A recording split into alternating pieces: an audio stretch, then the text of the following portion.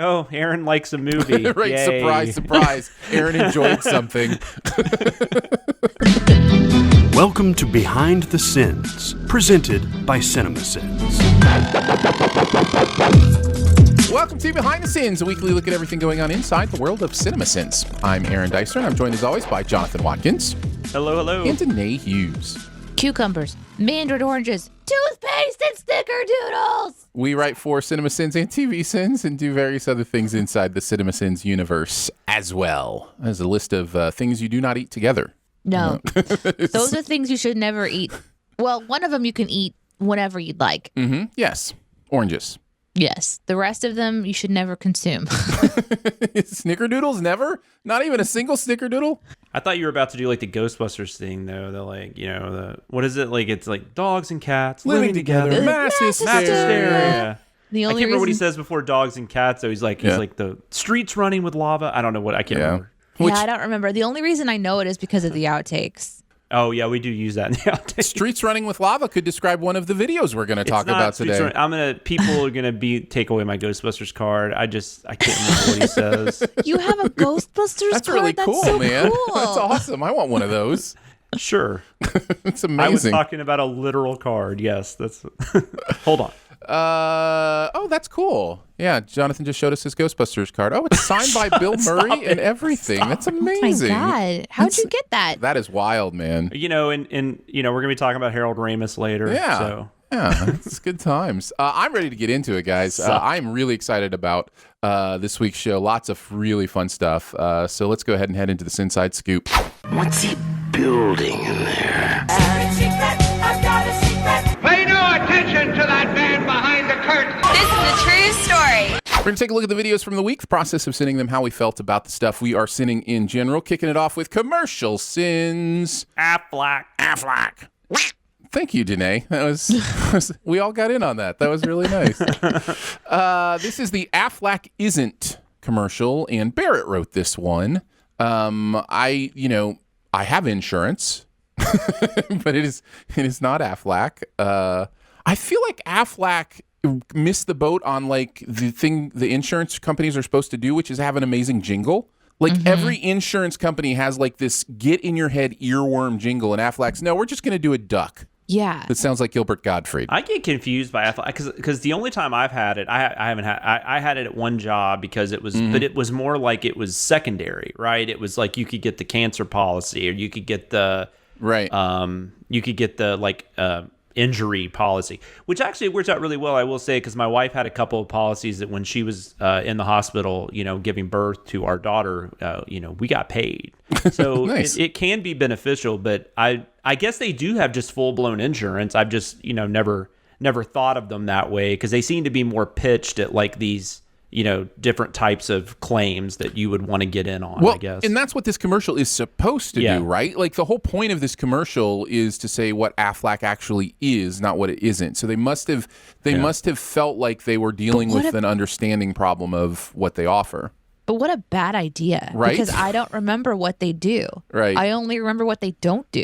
I don't remember this commercial at all. Like there's a lot of Aflac commercials I've seen. I don't know that I've ever seen this one before. Yeah. I don't think I have either. Yeah, it's I agree with you. I think it's terrible, and I think the video does a good job at kind of coming down on Being it. terrible. Yeah, yeah. Do you want to start us off today? What's some of the stuff in the video that you wanted to point out?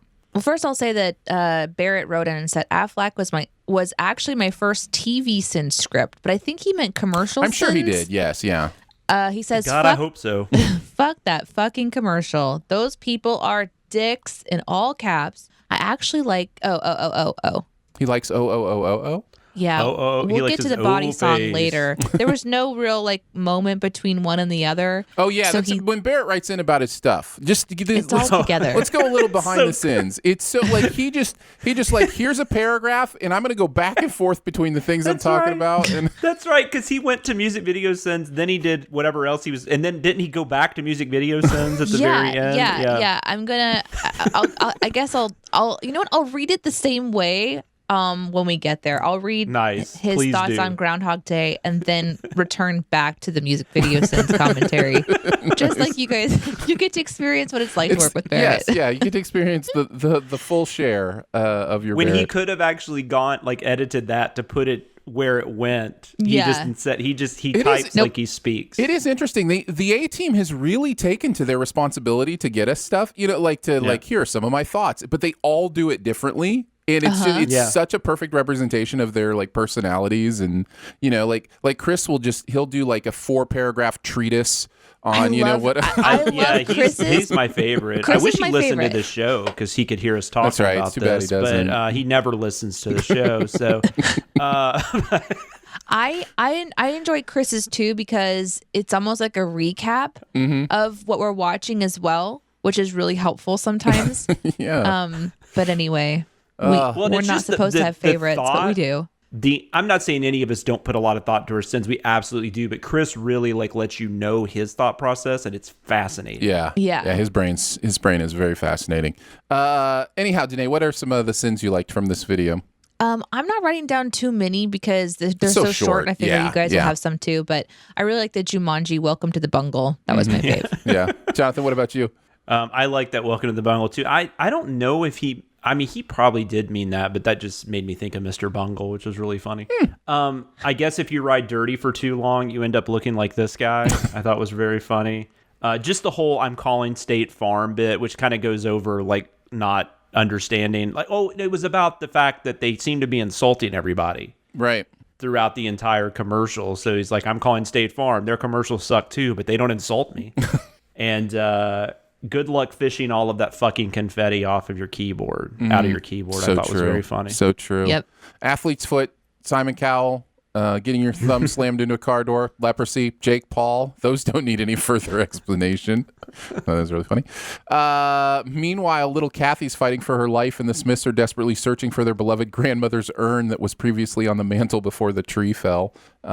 Just such a great way to point out how ridiculous this commercial is.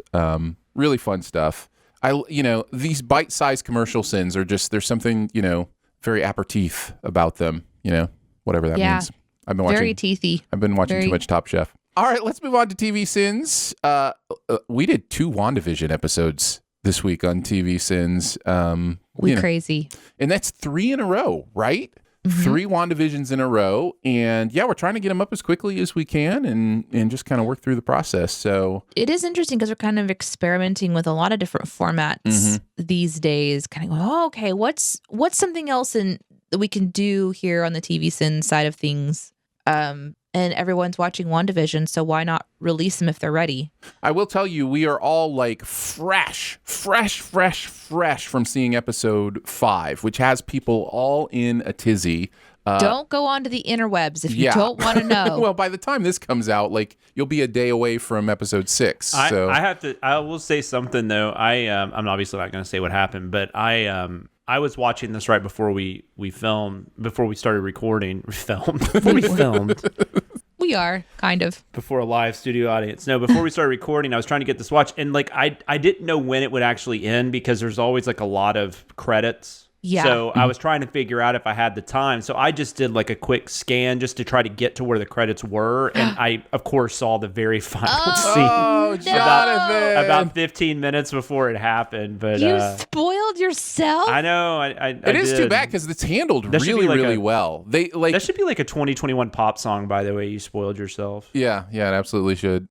All right, let's talk about WandaVision. We did episodes 2 and 3 this week, which is Don't Touch That Dial, and Now in Color. We'll take them in order so we can go through the sins of them. But I think it's safe to say all 3 of us are really enjoing the show. It's Real quick, can your thigh go to sleep? Because I'm pretty sure mine did.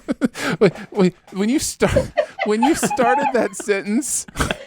I thought you were genuinely asking me to do something, so my brain heard it. Hey, can your thigh go to, you were telling me, can you please get your thigh to go to sleep? It is bothering. And I'm just like, Well, what? and I'm over here. I literally just retucked myself onto my chair where you can see my thigh in the video. And I was like, can your thigh? I'm like, what? No, mine. I had my leg. I had a leg up. On my. I had my legs crossed or whatever you want to call it, and parts of me started going numb. Oh man. Yes. Well, let's move on from explaining exactly what parts those might be into more WandaVision. Just saying we all really like this show. We're having a great time. The fact that the three of us can't wait to talk to each other about the new episode. It says so. No, it's fun. It's a really fun show. I don't even, at this point, like, it's just so exciting. I don't even know how good it is, but it's just really fun. It's really exciting. Yeah. I just, Marvel, man. It's a mystery unfolding in front of our eyes that also has the enjoyment of showing us sitcoms and era sitcoms. Yes. And I still have not, spoiler alert, that's not really a spoiler alert. I still have not seen a sitcom that I am like, oh, I know that sitcom. I still haven't seen one yet. I honestly have no idea what the one was from today. Not even the one from today. Not even the one from this. I mean, I the don't know set what it was was. obviously Full House. I mean, that was the Full House living room. Well, I guess I thought about that, but then I thought, well, but it's not, there's not like, well, I don't know. I don't think it was Full House. Absolutely. And the theme song was them like out in a park, which is like very Full House. Like, yeah, I think Full House was it was very, platform, I think it might have just been a more general 80s vibe, but you're probably right, Aaron. That was probably a huge influence. Well, especially considering the Olsen twins were on Full House and now their sister is on the show. Like that's kind of fun too. Oh yeah, I didn't even think about that actually. So you might be right. I will say this about the show in general though. Another thing I thought about after last week we talked about it was that I never really, when I first heard they were doing this show, I wasn't that interested because I love Elizabeth Olsen, but as far as what they've done with Wanda in the movies has never really been that exciting to me. Mm-hmm. Right. So when they said they were making, and same with Vision. So when they said they were making a show about the two of them, I was just like, okay. Like, I don't know if that interests me, but so that's surprising how, I should just trust them. And I mean, they're going to make mistakes. Sure, obviously. Of course they are. Yeah. They're bad movies. They are announcing so many shows that this certainly one of them will just miss, right? Like eventually one of them is just going to be, I'm not really interested in this, but I don't know what that is yet because I'm just so into the canon building they're doing that it's just like, it's so much fun. So yeah, I'm trying to think of something that they could say, and I don't know. Yeah, I'm always and they're taking these like not obscure, but lesser known characters and doing so much with them. Like they had those Howard the Duck references in Guardians of the Galaxy. I kind of want them to do a Howard the Duck movie now. I'm sure they will. I am sure a TV show or a movie will come at some point. Like I kind of want to see that because they might pull it off. If they get the right person behind it, like a Watiti or I'd said that name wrong, I'm sure, or James Gunn. Yeah. I think you said it right. Anyways. Well, let's talk about these two episodes of The Sins. The first one was Don't Touch That Dial. This was a Dicer Hughes script. Myself and Danae wrote on this one. I really liked this episode. Yeah. Mm-hmm. Yeah. This is where, for me, it starts to go more into the anxiety building. You know what I mean? Like, sure. There's just tension. The tension really kind of gets knocked up. There's knocked up. There's the like red starts to appear on the screen. We're starting to see, which is interesting too, like the correlation of red being blood and the red being like pain. And it's also her color. So, like it's her outfit, it's her power. Like it also, but I just feel like there's just and there's danger. Red is a very interesting color for her to be seen for the first time, and there's a mystery kind of continuing to build with the symbol of the sword that's on top of the helicopter that she finds. So yeah, it's interesting. Yeah. We can't really talk about that. I know exactly what you're thinking. Did that work for you? It absolutely good. Worked for me. Yeah, I like it when too. You said sword, just Aaron being silly on a future video using that word. So it was you'll see it immediately made me think of that. Oh yeah, it is hard. I have to say, it is hard because we're talking about episode two right now, and 3. We are currently in the process of editing 4, and we watched 5 this morning. I guess it's okay to give away that we're doing more episodes. I guess that's pretty clear right now. It's pretty right? obvious. We're gonna try. Okay, yeah. So we'll try. Aaron and I literally reviewed episode 4 edit like maybe 10 minutes before. Or I don't know and if Aaron watched has episode yet, but- 5. Right, yeah, Yeah. all this morning. I watched episode all 5, happening at reviewed once. the edit on episode 4, and did notes on episodes 2 and 3 for the show. And Like, and I can't remember what is where, so I'm glad I write stuff down Right? because if Yeah. not, I would just start talking about things from that Yeah. edit. And I love this one too. I really do think they have a foundational show that they're using for each of these, specifically the sets. Really sell it for me. This is a Bewitched episode. Looks a lot like the Bewitched theme Yeah, song. 1960s. Yeah. Huge Bewitched fan, by the way. So yeah, so I'm that- sure you noticed like how the sets are and the opening titles and yeah. The interesting thing about this episode is that it starts with the tension building around a strange noise, like this kind of knocking, which I think is just like this call to being invaded. Like there's a knocking from the outside coming into her world. And of course, we don't have the perspective from the outside. We're fully immersed in Wanda's perspective in this whole series. So, and then in this one is the one where Vision accidentally swallows some gum. And then there's this, magic show. And you're seeing Wanda interact with the women of the community in this one as well. And then this is the one that ends with the weird beekeeper dude at the end. That's it should be illegal to stop your episode right there. That is such a horrible cliffhanger. I mean, they're I know what you're saying. But it is exactly the reason why it's so good that these are weekly. Yeah. I am so on board with the weekly thing. Me too. I think it's so perfect. Well, because I always go back to that Lost episode, right? That we need to get back, Kate. Yeah. And just the like Danae's saying, after that happens, you're just like, wait, what? No, you're not ending this right here. It was but the at the strongest- same time, it's cool, right? It is. It's so fun to be taken on this journey. And again, because I trust Marvel, I feel like I've had enough experience with them as story writers that I don't think that they're going to abuse me in the wrong ways. I think there's going to be that feeling of bows being tied and T's being crossed and I's being dotted, that sort of a thing. They really pay attention to the details, and that's why I'm okay with a beekeeper freaking insane ending. And this one also is interesting too because they really go ahead and they put it right on the nose with Hydra on the logo of the watch. This being the second episode, in the first one you don't really see super obvious winks and nods to something dark and nefarious going on, but this one it's just like, here is a Hydra watch. So for those who are reading the watch face, which is right in front of us, it's pretty obvious. And you're just trying to figure out, okay, well, what's what, who's what, and then what the hell is what is this bee thing? So anyway, It's very nice.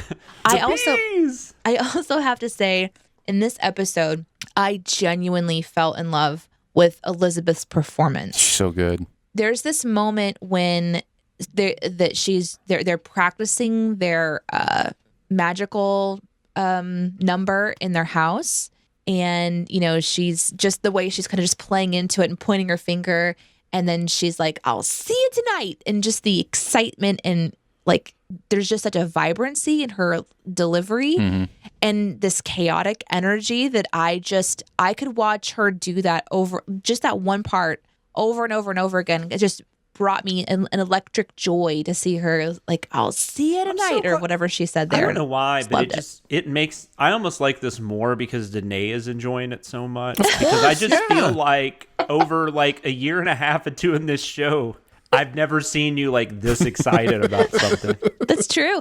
I rarely get excited about something. I am nervous. I'm very nervous, as you guys heard last week. I am not ready for certain things to happen. I'm not prepared emotionally for some things, but watching it is a lot of fun. And I'm just remembering being in episode 2 mentality, and here I'm at episode 5 mentality.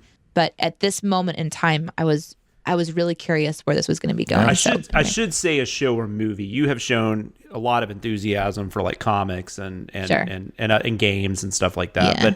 But like just like a TV show. Hasn't happened yet.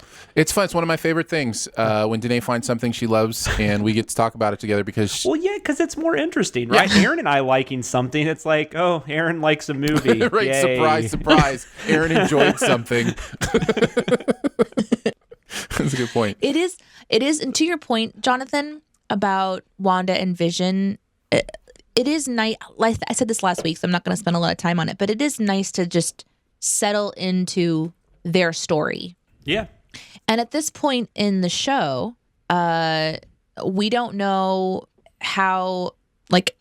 we don't know much about their love story. Like, this is just really getting a chance to kind of peek into it, and more details are coming out episode after episode after episode, but it's just really sweet. And I think that's the interesting part about it being like the juxtaposition of a sitcom is that in the 60s, we didn't see fighting and arguing as much as it was just the facade of a perfect family. And so for them to be playing into that here, it feels good to watch them just be like in love and caring for each other and sweet and kind and want to stay there. And that's the interesting part about some of our media. I was talking to my grandmother once recently. She was telling me her crazy reality, which is like when she was pregnant with her children, there comes a time when it was expected that you just weren't seen publicly because it was. Oh, wow. Yeah. So she had to stay home, like even at church, and wear clothing that would hide her pregnancy as long as possible. And even though she's married, and even though she had other children already and things like that, just the expectation of appearance was so strong. And also in a religious family, so there's even more things kind of there. But I think about that a lot, like the era that my grandmother was raised in and the expectations of a woman in her time are so different than mine. And I will always appreciate what each of the generations before me had to go through. But watching it on a sitcom, like, I don't know, there's part of me that's like, oh, that's so sweet. It's a family. That's perfect. But like, okay, but where's the real shit? Like, where's the real stuff? I was curious, though. I had a question. Would you be able to wear those boots when you were that pregnant that she was wearing? I think you were expected to. Yeah.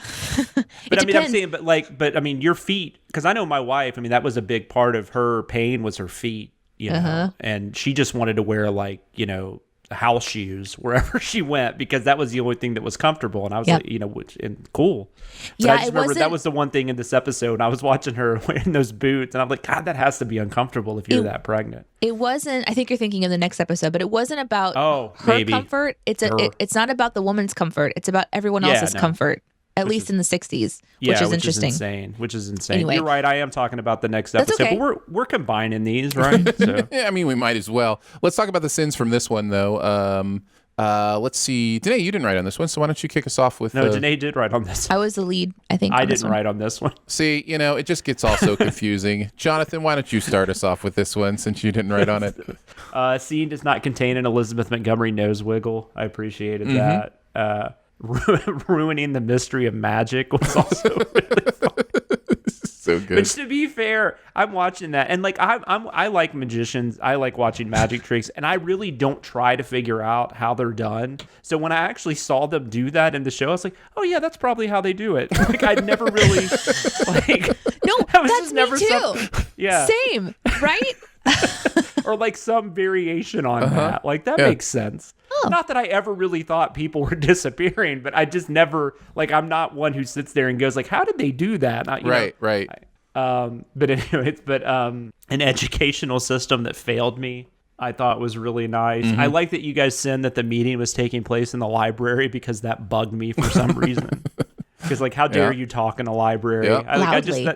That's like one of those like things that like has stuck with me as a kid, and like I get visually irritated if I'm at a library and somebody's like on the phone or something. I thought the mastication scene was really funny, confusing mastication with masturbation. I know this probably had nothing to do with that, but are you guys aware of the Army Hammer stuff that's come out recently?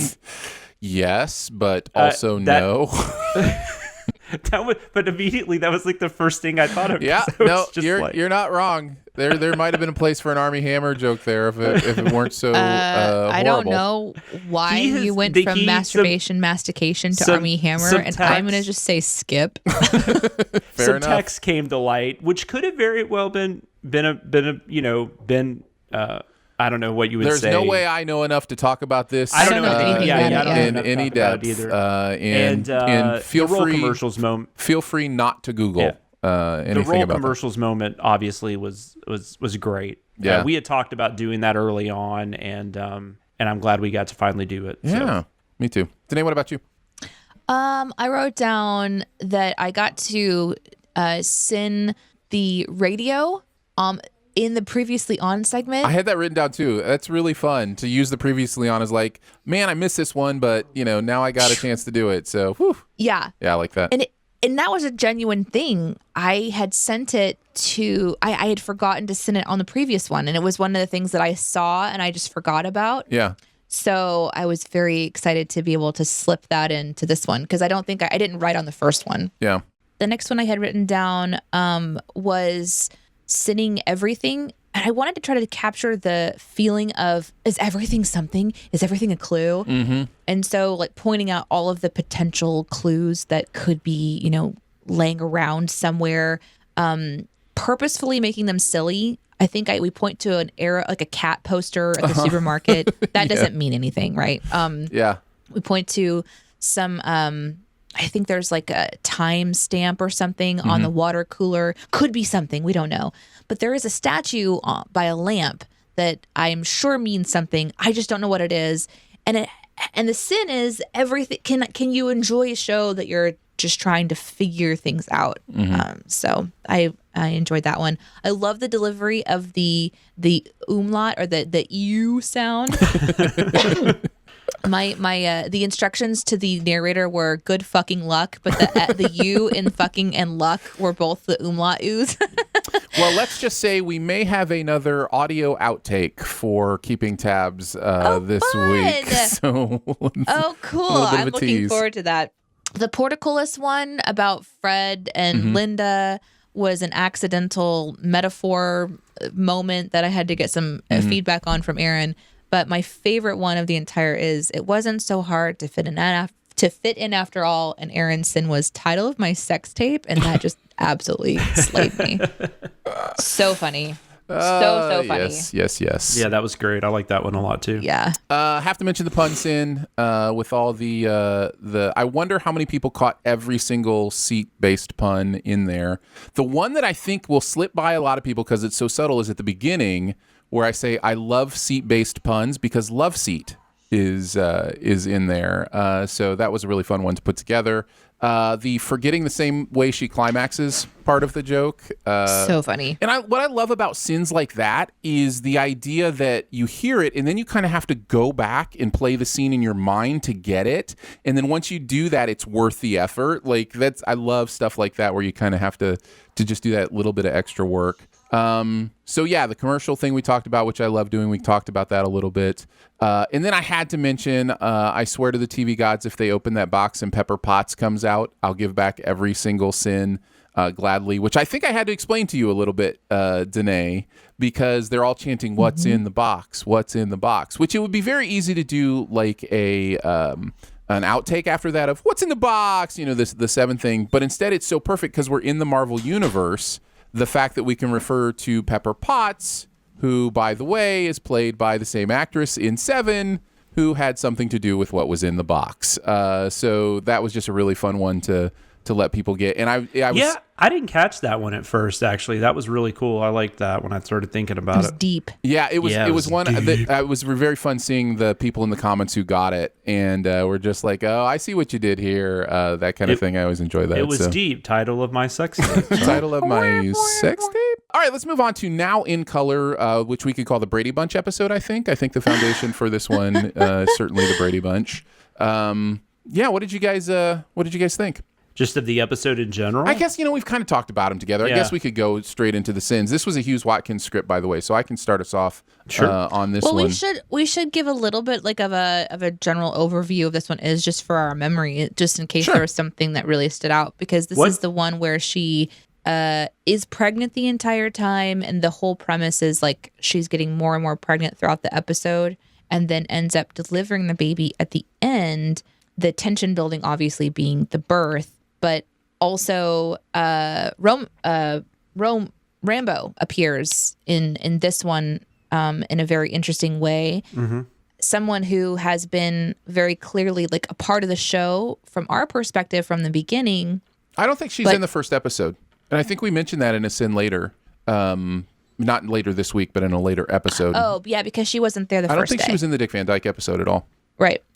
So she was there, I guess, since the previous episode. Yeah, because that's right. They meet whenever they're having like the tea. The ladies are meeting at the pool or whatever. Yeah. Do we know what show this is? Is this supposed to be parodying a specific show? Brady Bunch. I mean, yeah, that was the vibe I got was Brady Bunch. Yeah, you've even got the hexagonal shapes in the opening, like in the Brady Bunch style. Oh yeah. That's true. Again, the set is very, very similar to the Brady Bunch set. Yeah. Mm-hmm. Yep. And then this one ends with the first moment when Rambo sort of brings us into reality and says like that Ultron killed Pietro. Mm-hmm. And we get to see Wanda kind of quote unquote wake up to reality a little bit. And we're forced to, as those of us trying to figure out what's happening in the show, wonder how much Wanda is presently aware of what's going on in the world that she is obviously crafting around her to some degree. And then, Rambo is poinked out. Poinked, yes. Just poinked out. Pew, gone. Poinked is like the opposite of yoinked, by the way, just in case you wonder. We also get to see her. So with the bee, she's like no, and then she just rewinds and we start over again. And in this one, it's got that similar kind of vibe. Like something is happening I don't like, so I'm gonna make this other thing kind of occur. And we get to see more of like the inside of that, but not actually know what happens to Rambo. It's just she's gone when Vision comes back inside. And there's also the interesting tension building of the neighbors talking to each other and talking to Vision out in the front yard about who Rambo is. There's just this perfect kind of like mystery building there. So that's kind of what you experience in this particular one. We can get to the sins in this one. This guy has terrible hand-to-cone placement. I just thought the observation of somebody who's making ice cream, putting the ice cream all over their fingers was a great observation. And of course, this dude's finger sweat is all over it. Danae, welcome to narration. Narration. I'll let Danae take this one. And then Danae's very first word uttered in narration is the F word. Very appropriate. Yeah, Danae and I had a lot of nice tweets towards, because I was getting some really sweet tweets about people saying that I should have more jobs, which was really nice. And and everybody was excited. More jobs, more expectations, please. And everybody was excited about the Danae doing this. It was a fun day. It was the right moment to try it because of what was happening on screen. Mm-hmm. Although I think that Aaron could have narrated it perfectly. But we did talk to the A-team about it first. We did talk to how did they feel about... Oh, I didn't even know that. I thought of the sin and I wrote to Jeremy first. And I was like, hey, would this be okay to try out? Because of internet backlash. Let's talk about that for a second. Like, Aaron gets hate publicly. Jeremy gets hate publicly. Everybody does. So, like, when you step out into more of that public eye, then the public eye turns on you, and then, you're just more exposed. Mm-hmm. And Jeremy is very protective of the team. And it was a lot of conversation before Aaron... Oh, that's neat. Went to narrate the first time. There was a lot of talk about that. Because of how important it is to just prepare yourself for the public opinion. And Aaron, I think it's okay to say, this, but, Aaron was very forthcoming about feeling like he has the ability to water off a duck backet, feel the comments and not take them personal and let it roll. I think I talk about that in possibly in the outtakes. I can't remember when we had that conversation even this morning about the way my brain is built. I don't internalize that stuff. So I don't get anxious and those kind of things very easily. So yeah. And and Jeremy, he is so kind to be, yes, I understand that about you, but until you've experienced the amount of people hating on you, you really don't know And so Aaron said, I'm okay with let's give it a go and see what happens. And obviously Jeremy was narrating so much. And so it just made sense even progressively as an organization creating a ton of content every week that somebody else would be able to come into that role. And so for Aaron to kind of do that first has been great. And it's been a really good experiment and experience. So now, to do with me, it is a little bit like, yeah, that's fun. I don't know if it's going to happen more than just a little winks and nods here and then, because it is something that we have to consider is the hate, which is crazy to say, but it's true. It's there. It was there for you in the comments if you looked hard enough. Like, it's just, people are going to be people, and especially in YouTube comments, people are going to be people. I think it is shifting. I think there is much more positive than negative, and for a while, YouTube comments were just an awful place for negativity, and so they have that reputation. I think rightfully so. I think that reputation is earned. But yeah, I don't mind going there, both because it doesn't impact me too much, but also because I do think there's a lot of positivity there as well. And there's a fun community there of people who get it and want to be positive and have a good time. There are far more positive comments about me popping in than there were negative. Yep, absolutely. I would say probably like 90% positive. And I can't say that about my first time. So well done.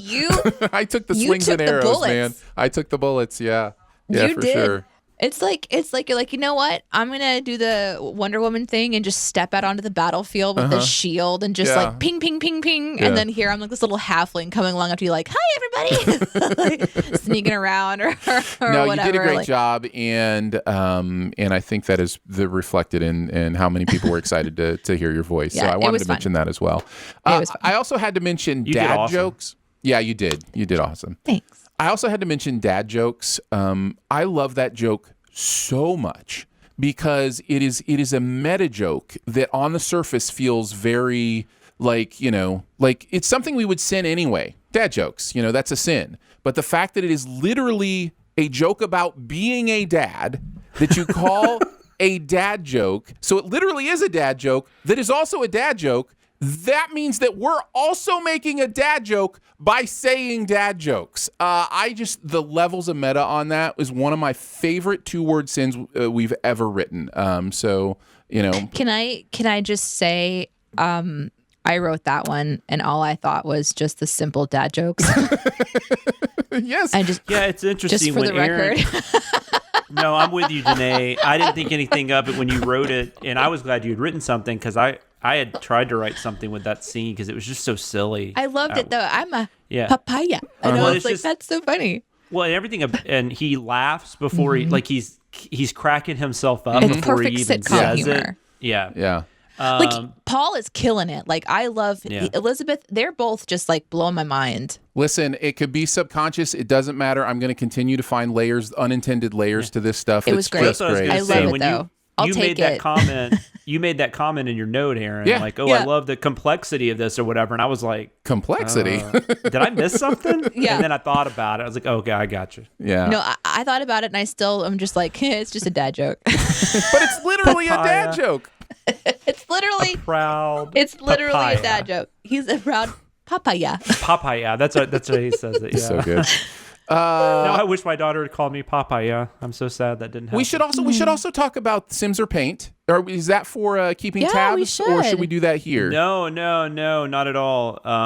Danae came up with that main joke because I immediately went to I think both of you and was like, we got to write something, and I think Danae and I kind of worked it out, but Danae mainly came up with that thing about the family company. So and just in case you don't know, our friend Jeremy Simser. Yeah. Oh, well, yeah, I should explain that. Did probably. the storyboards for WandaVision. Yes. I think he works a lot with Matt Shankman, who has directed a lot of these episodes. Because I think the Shankman episode of Game of Thrones is one that he storyboarded as well. I think you're right. I mean, off the top of my head, I don't know. So anyhow, that Sims or Paint is a direct reference to the storyboard artist, which is Jeremy Simser, who we know and is a really good friend of the Sins universe. And so we wanted to give a shout out to that. We keep it very inside. We don't ever feel the need to over-explain these things. I love in the comments that people are like, what does that Indiana Jones comment even mean? And that's great. That's fine. So should I explain that? So sure, I went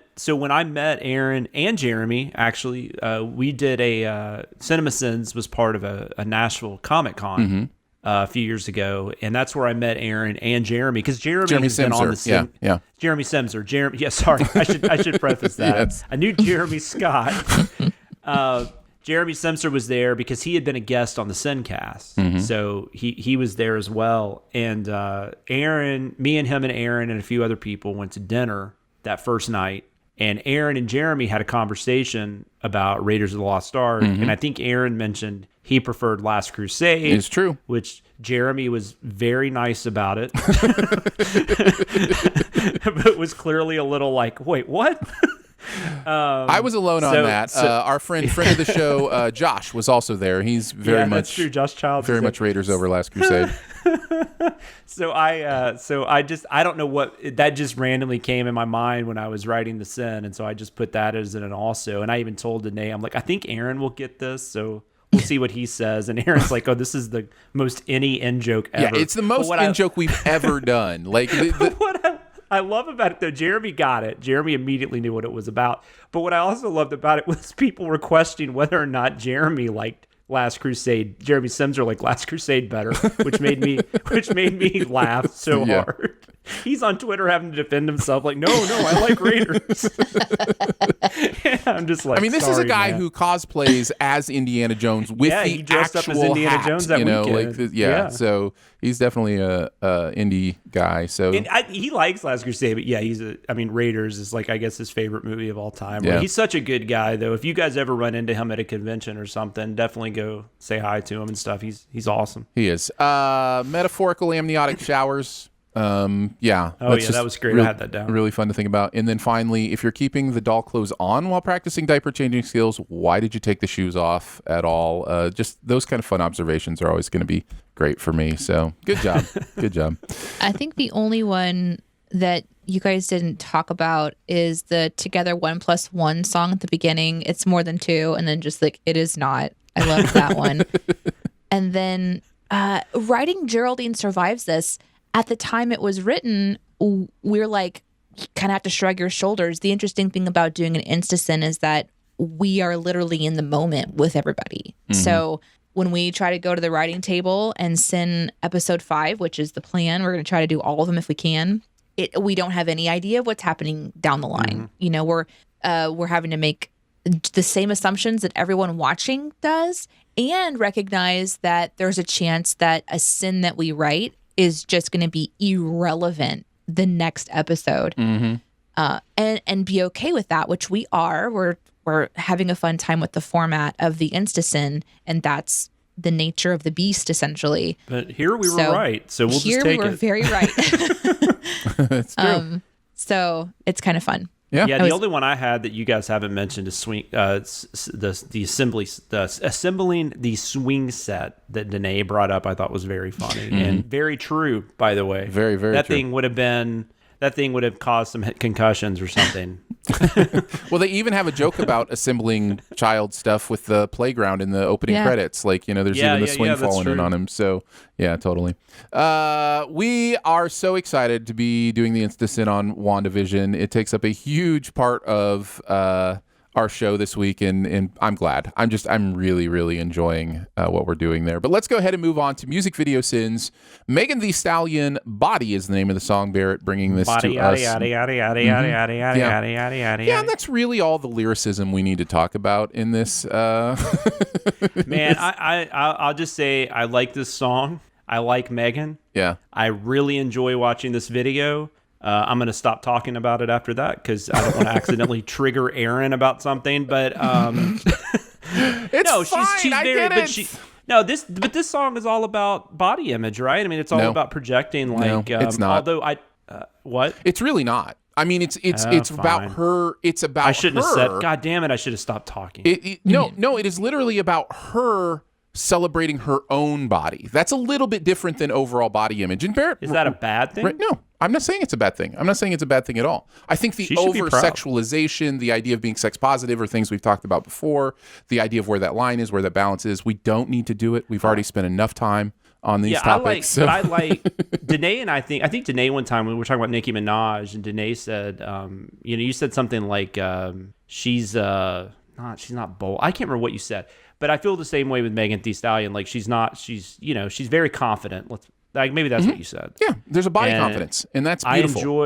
I enjoy artists like that. Cardi B's the same way, but there's something about Megan I like better though. I don't know if it's just the style or maybe it's just there's an I don't know what it element is. of what they're doing, the over sexualization of their own bodies, that is taking back a power that has been often taken from women in the patriarchy. And so that's kind of what makes it beautiful in a lot of ways is, yes, there can be part of it that's like you're over-sexualizing yourself, but that is your right to do that, not somebody else's right. Like, and that's a really beautiful part of it. So. I like the aesthetic of the video, which Barrett actually kind of sent, but I don't know, it was just this crazy, like he mentioned Saw, which I guess I kind of see that, but like it reminded me a lot of the Rhythm Nation video. I think that's fair. Yeah, that's fair. But it was kind of like this like BDSM version of Rhythm Nation, which was kind of interesting. I don't know, and it kind of had like a steampunk feel to it. I don't know. I just thought the aesthetic of it was really interesting, and I'm not just talking about how beautiful the women were, which they were. They were very beautiful. Today, what are some of your thoughts on this video? I liked it, but all I remember is body yaddy, and then there's bodies.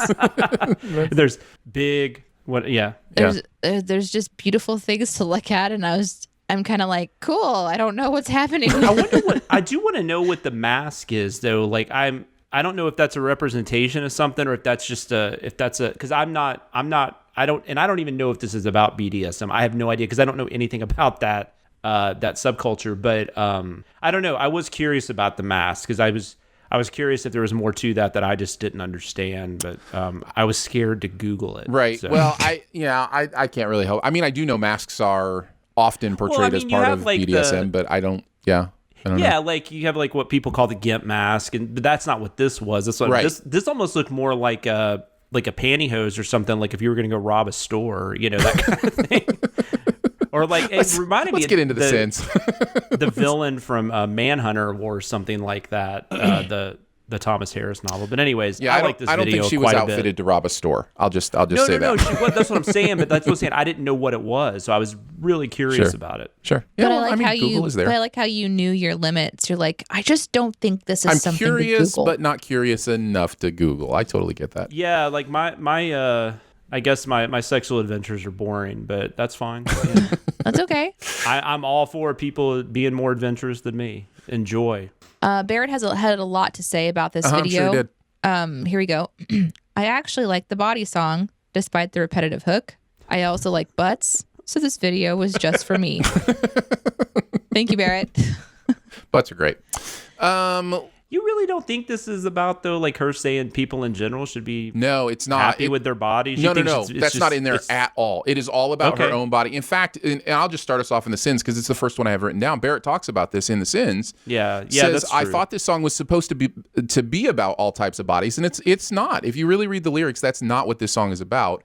Far be it for me to argue with Megan V, but if you don't have big titties and a little waist, are you still invited to this track's party? And the answer to that amazing question is you're invited to the party probably, but that's not what the song is about. It's really about her. She's talking about herself when she says those lines. So it's a big titty little waist club, and and she's the member. So I think that was rightfully observed by Barrett is that the lyrics aren't really about body positivity. They're about Megan Thee Stallion's body positivity, and that's okay. I'm not coming down on that at all. Sorry. I feel like I sound like such a pervert after everything. I'm the one that just thought I'm not going down on that at all. Was probably not the right way to. No, I just never know how to explain all this because I don't know. There's something about the openness of it all. Guys, is it hot in here? I feel like I'm sweating. I feel like maybe it's a little warm in here. There's something about. I like sitting back and being quiet and listening to you guys struggle over music video sense every week. Well, I just think I just don't never know how to express like artists like her though, where I love the openness of it all, right? I know some of it is for titillation. I know some of it is just to be extreme for the sake of being extreme. I know that happens, and I know that's part of it, but I don't know. There's something about it though that's just. But again, if the you're choice, not hurting anybody. If the choice is her choice to use her own sexuality and her body explicitly in that way, that's what I'm talking about. That's where the power comes from. That's where the body confidence and the idea of But for so long, women have been cookie cuttered into that. I want you to use your sexuality to make me money. I want you to use your sexuality to, I get that. And so that's I think where the difference comes down. Absolutely, and I don't feel that here. Maybe hopefully that's not the case. And again, only the people behind the scenes would necessarily know. Absolutely, and only she would know if she really. If this is really her or if she's being forced to use it. You also wonder, like, a lot of shock rock people and stuff, like, people like Kiss or somebody, people that wear like a lot of makeup on stage or have a costume or, something like Slipknot or something. I mean, backstage, they might just be wearing like Gap clothes, right? I mean, that is a character that they've created. So, I mean, correct. Yes, there's that element of it as well. You never know. You never know. I also liked, is this supposed to be arousing or threatening? Arousing? And then the finish of that was, regardless, I just realized I've instinctively ensconced myself in bubble wrap and we'll probably keep it on for the duration of this video. Yeah, that was hilarious. Very, very funny. And then, of course, I had to mention, where did all this water come from? Is this a runoff from the set of the WAP video? Just Barrett. That's so wrong. It's just Barrett being Barrett, man. It's just so good. That's so wrong. What about you, Danae? I love that, man. What were some of the sins that you wanted to highlight? Whatever you do, don't sit down. Maybe chuckle, and then the human senti body first sequence. This was so funny. I was so sad I didn't. Well, I didn't need to help on this one. He had this one nailed, so maybe I'm glad I didn't help on it. But that one we're about the sitting down. God, I was dying. Yeah. We're all just looking past that you said he had this one nailed. Continue on, Jonathan. What were some of the other? Damn it! Some of the other ones that you mentioned. Just yada, yada, yada being an inspiration to the lyrics. I think you guys hit a lot of them. Brain is likely to explode long before my boner. And the whole, ma'am, we need you to stop smiling. That was funny. And how he brought in like the patriarchy. And, yes, I appreciated that. And then not enough Taraji P. Henson. That should be a sin for just like everything.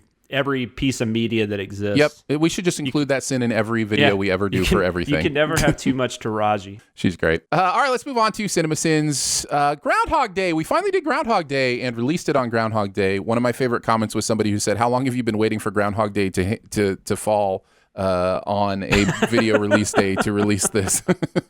It probably happens more often than you would think. That's why we released it. Of course. I'm just kidding. This was an Atkinson share. That's what we're doing. Script. That's how that magic trick works. I gotcha. Chris and Barrett writing on this one. Man, I love this movie. This is one of those movies. If you ask me to list the movies I've seen the most times, this would be way high on that list. I've probably seen this movie at least 20 times. This is Harold Ramis's best film, right? I'd have to take a refresher look I should have at done his filmography, before. but I mean, considering it's in my top 100 movies of all time, I'm sure. I'm sure it is your favorite. It's my favorite Ramis. You've got people that love, like, he did Caddyshack and he did National Lampoon's Vacation. Yep. This destroys those movies in my opinion. Yeah. But I think those are looking at his thing really quick, I think those are the only two in the conversation. I know Multiplicity has its fans. I'm not one of them. I do like Multiplicity. I do like that know movie. Jeremy likes it a lot too. I think Analyze This is okay, but it's Groundhog Day. Yeah, I think you're right. Danae, what's your experience with this movie? I've never seen it. Okay. I wondered if this one had like snuck into your kind of, because it's so big in the pop culture. Curious. Like I was curious if you'd ever taken a look at it, but yeah, and honestly, I don't know why you guys like it. But well, you can't say that if you've never seen it. But that's because I saw the Sins video. Right? Yeah, exactly. No, it's really funny. The which is the time. I think this was the first kind of use of this type of story, wasn't I'm it? sure somebody could find some other repeating, thing. Well, I'll tell you, actually, there definitely is, because there's a TV movie called 1201. I think it was based on a Richard Matheson story or Ray Bradbury or something, where Jonathan Silverman plays a guy that keeps repeating the same day. So no, this has definitely happened. It seems like a sci-fi concept that would have been thought about before this, but this is the one that really popularized it. But this really gets into like his like just like where the movie gets interesting for me is when it gets into like the darker stuff, just because I feel like that, like I feel like a lot of these concepts that use this, they make it more like a fun thing. Like, oh, I can, I can rob a bank, or I can do this, or I can do this. And it's more like in a jolly kind of way. This takes things more seriously. And even like the relationship stuff, even though they send some of that, and absolutely they should have, because there's some weird, creepy stuff going on there. But he does get called out on his bullshit, and he does actually grow, I think, within the context of the movie. But it starts like there's a whole period of this movie where he's just killing himself, right? Like over and over, because he wants to be done with it, and it's really dark and it's really sad, but it's also is kind of funny. They find it, like Harold Ramis toes the line of dark comedy and just being dark. Better than just about, I think, anyone has ever done that. It's a really good movie. Yeah, what I love about it is the philosophy stuff. This movie is so much more deep than you would think upon first look. The movie is very willing to grapple with the actual existential questions that come with the idea of what life is, and the metaphor of when life feels like a rut, when it feels like you're doing the same thing every day. How do you handle that? How do you get out of it? How do you process life? And this movie is willing to wrestle with those things. And I think that's what makes it great. And the movies that have played with this concept that are great, like Palm Springs this year, do the same thing. Palm Springs takes that same mentality of the rut and applies it directly to relationships. It applies it directly to marriage. And it is just, I just, when movies can do that and be fun and clever and sci-fi, but also mean something, like that, of course, that's going to, trigger Palm me. Springs definitely gets more into the sci-fi, right? Yeah, totally. The science fiction angles. And so does like something like Happy Death Day. Those movies are another great example of another way you can make these types of movies work. Yeah, no, I love this movie, and it's just flat out funny too. It's just it's perfect for Bill Murray. Just some of the one-liners, which the sins are taken off for a couple jokes in this movie, because they're just so good. The delivery's perfect, and it's really good. Chris said, I think that's right. I don't want to. I'm dumb. I probably am dumb, but that's an actual thing, right? Yes, like that's where they do the Groundhog Day celebration. Punxsutawney, Pennsylvania. Yeah. Punxsutawney. Pucks, I think. Punxsutawney. Yeah. Is it Punks? Maybe it is Punks. Punx. Punxsutawney. Yeah, I think that. Yeah, that is the N is there. Punxsutawney. Yep. The movie never once shows Phil trying to leave Punxsutawney before the blizzard that keeps him there another day hits. Yeah, that makes sense. Phil's approach to trying to get Andie MacDowell to like him is creepier than you remember, but the movie does make sure he doesn't succeed using those tactics. Of course, we do wonder why Phil, of all people, has to somehow be better than everyone else and create a day so perfect that the gods will be happy and let him experience February 3rd. I finally got to express my love for Nancy Taylor, and then in parentheses, Marita Gerard, who deserves better. My favorite thing to sin in this was Phil's day 2. He sort of realizes it's the same day when he hears the radio DJs.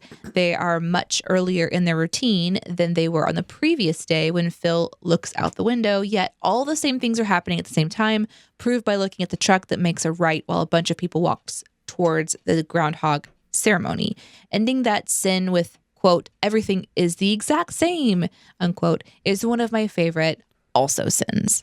I wrote, also, everything isn't the exact same. There are small differences between the two shots, which made me wonder why they didn't use the same shot. Anyway, I love this movie and glad we had a schedule that accommodated it being released on February 2nd. And then Barrett chimes in and says, I'm just remembering what happens here. Go ahead. Like Chris, I love Groundhog Day, but Phil is such a fucking tool that it's really hard to like him almost until the very end. With the sin hat on, the movie certainly shows its holes, like Phil learning to be an expert at ice carving within a few years, or being super pervy to Rita, or that there's enough snow for a giant snowman, even though there totally wasn't. But anyway, it was a fun script to write because I genuinely love the movie and know it backwards and forwards. By the way, I didn't notice for the first time that Bill Murray had a wound on his hand when he's covering his face at this psychologist's office. Apparently that's where he was bitten by the live groundhog during the truck scene. Fun! ! Also, I'm still unclear if you have to have a big titties and a little waist to party with Megan. That's been sticking in my head for several days. End transmission. So good. Thank you, Barrett. Thank you, Barrett. Thank you indeed. Let's go on to the sins of this video. Let's start with you, Jonathan. What were some of your faves? I loved, which Chris and I, we did the Happy Death Day video, whatever that was, a couple years ago, I guess. Time is something I don't understand anymore. But we talked about this in Happy Death Day too, but it's definitely here in Groundhog Day. The thing about these movies that always kills me is that, and Chris kind of mentioned this, that they wouldn't, like, your personal time frame would be different, right? So like you wouldn't get up and move around at the exact amount of time each morning. Right. But the characters always the main character always runs into the other characters, the tertiary characters, at the exact same point. Yeah. And that would never happen. Like that just wouldn't happen. I mean, we don't really care. Once again, sins are meaningless, right? But we're definitely going to send that because it's ridiculous. Yeah. Happy Death Day's the worst though, because she encounters like 7 or 8 people doing the exact same thing. Yeah. And it's insane. One of the But beautiful Groundhog things Day's about Palm Springs is that it doesn't do that. it doesn't. That's true. Yeah. No, Palm Springs does not do that. But Groundhog Day and Happy Death Day definitely do. And Groundhog Day, the Ned Ryerson thing is kind of crazy. Like, if he bothers him that much, even if there's not another route to take, wouldn't he just leave later? Or you know, like there's something that doesn't make sense there. So I enjoyed that. But I also liked Blowing Your Country. What is this? Fox News. I thought was very funny. John 3:16 would have made more sense. And asking an armored truck operator for change. Right? Was, I think, my favorite. Danae, what about you? I wrote down Phil splaining, and then the 2 sins about the traffic, about camping on the left lane when there's no one in the right lane, but then followed up by like, does this look like a situation that honking can solve? These are things I say in my car, and I just appreciated seeing it in the script. And then the one that slayed me was the lead-in was to world peace. And then the sin is, damn, that toast went straight to her vagina, didn't it? Just love that one. Let's see. Also, Punxsutawney Phil does absolutely none of these things. You've been bought out by the Punxsutawney Mafia. You can't say anything bad about the Groundhog. They've got the cops in their pockets. I thought that was a good run. Really enjoyed that one. The Heidi 2 stuff really cracked me up. There is no Heidi 2, but just the idea that it wouldn't have been played, and then that the original was so good it could interrupt a football game. I thought was great. Real quick side note: Chris and I have a fantasy football league that we've been in the past, and he has my all-time favorite fantasy football team name. One year he was preempted for Heidi. Nice. Which, as a Raiders fan too, that's a classic. And today, if you don't know that story, they actually cut to Heidi before the football game was over one time. The Raiders were down by like 12 or 13 points or something with like no time left, like a couple minutes left, and they decided to start playing Heidi because that was like they had paid a lot of money to show Heidi. And then the Raiders came back and won the game. Okay, quick question. Who's Heidi? It's a movie. It's a movie. It's just a classic movie that NBC or whoever it was paid a ton of money to air. Pigtail hair girl, Heidi. Yeah. In the mountains. I don't know much about that. I don't know that I've ever seen Lots the of movie. Maybe I yodeling. did when I was a kid. Okay. Sheep. Cool. But it was just like Great story. It was like a Sunday night broadcast premiere. Yeah. It's an infamous thing that happened in It's like that sports those history. programmers thought for some reason that their audience was going to more want to see Heidi than the end of that football game. And that's basically why they don't cut away. Like, games are played till they're done now. Yeah. Like, it's very rare unless there's like an event that happens or something, like newsworthy. But I also really liked I think you mentioned this one, but the finish of it was So Eat Me movie I love. It just really made me laugh. When it was Harold Ramis, it was who does this guy think he is? M. Night Alfred Tarantino, just going through the different directors. That was great. Which, by the way, I've noticed Spike Lee is in a lot of his movies too. He should be included in that group of people who put themselves in their own movies. I will say though, Harold Ramis is an actor. Like, I mean, at least he's and so is acted in Spike other Lee. things. Yeah. And- yeah. Yeah, you're right. I definitely felt targeted when the sin was just positivity. Definitely felt that one deep in my soul. Okay, that's me. Unless one of them bought an extremely anachronistic Bluetooth speaker, they're dancing in complete silence, which only psychos would do.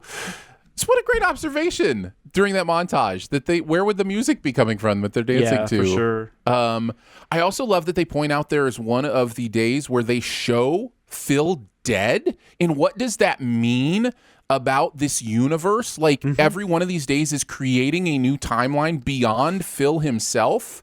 So that all of his consequences. That's the thing I've always wondered about. Yeah, it's really interesting the movie decides to do that. So but, I definitely want to mention that. Like logistically, like I mean, I would almost think, like is everyone in the world stuck on this day? Because they would almost have to be, right? I mean, that's kind of the only way it works. Well, if he's dead and they're showing him dead, I think it means he's creating an entirely new timeline each time. So the one he wakes up in is like just like a separate it's just one of 10,000 timelines that he created. Yeah. So those are the consequences of actually showing him dead and having that joke is to have to think about that stuff. And then finally the observation that he kicks that girl out of her piano lesson even on the final day when he didn't need it, like because the piano teacher says that he's her student. Which, by the way, is a silly thing to say if somebody comes in and they're already like a master level piano player. But yeah, it's fun stuff. All right, let's move on to the Hunchback of Notre Dame. This is a Dicer Scott script. Myself and Jeremy wrote on this. Sorry, Hunchback fans. I see you in the comments. You're mad. Yeah, you're definitely mad. This is a beloved movie. It really is. I think every animated Disney movie has its fans. Yeah. But this is even like there's people out there, like if we send Brother Bear, there'd be people out there being like, Brother Bear, what are you guys being mean to that for? It's true. But this was in the heyday too. Like this movie made a lot of money. Yeah. Like this was right after Pocahontas. So this is between Pocahontas and Hercules, and right after, Aladdin, Lion King. And so this was this is a big movie for a lot of people, I bet. Jeremy and I had a ton of fun on this script. Today, I'm assuming you've seen Hunchback. No. Oh, interesting. For I've whatever never reason, seen I this would have one. thought you would have seen all the Disney movies because that was right kind of during the heyday. I got a message from my friend on Twitter, Chris E. O'Neill, who was super happy. He wrote to me and said, I know you're not in charge of what y'all sin or who writes for it, but I don't care. Thank you. That's Which funny. is just funny to think about it from people who love a movie that feel that to sin it is almost like honoring it in a way. Absolutely. It's the Weird Al effect, right? He went on to say that it's one of his favorite movies of the Renaissance era, and he called it the Renaissance era. And I wonder if that's like for Disney, that run of of movies that people tend to know. It says he said it has a major nostalgia factor: Hercules, Lion King, Beauty and the Beast, Aladdin, Little Mermaid, Pocahontas. That kind of whole run there. Yeah. So, definitely. But of the ones he mentioned, I've only seen Lion King, Beauty and the Beast, Aladdin, and Little Mermaid and Pocahontas. Those are the ones I've seen. So you saw just everything not leading up to Hunchback, and then you were like, no. Tarzan. I'm I didn't see Tarzan. Oh, you didn't say Tarzan was Tarzan the first after. time through, I don't think. But it's fine, yeah. Yeah. Oh, sorry, I missed Tarzan. Yeah. Yeah.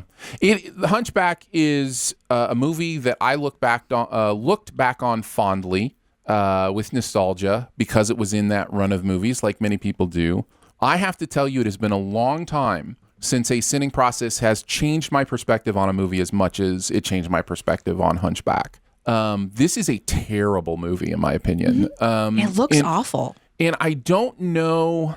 I think it's just a bad decision. I think it's just a bad decision to try to do this story. And when I say terrible, I mean contextually. In a different context, this movie might be okay, but they're trying to make it a Disney family film and then also keep a lot of the darkness that is built into this story, and the tones just do not play well together. And I think it creates that makes more sense. Hard then. experience, yeah. Because I've seen this movie once. I saw it when it came in the theater. I don't think I've seen it again. I even asked Mackenzie if she had seen it without me or something, and she didn't remember it. So I don't even think she's seen it. My daughter. I saw it in the theater in 96. I hated Pocahontas, which I've also never seen again. Yeah. And that was the one that had come out the year before. And Right. Disney was on such a hot streak before Pocahontas. Like I loved everything, right? Even and I even include Nightmare Before Christmas because that was supposed to be Disney's movie that year, and they freaked out and moved it to Touchstone or whatever they did. Yeah, right. So that's why you don't have a Disney animated film in 93. So I love so you basically had like 5 movies in a row that were just like A's, you know.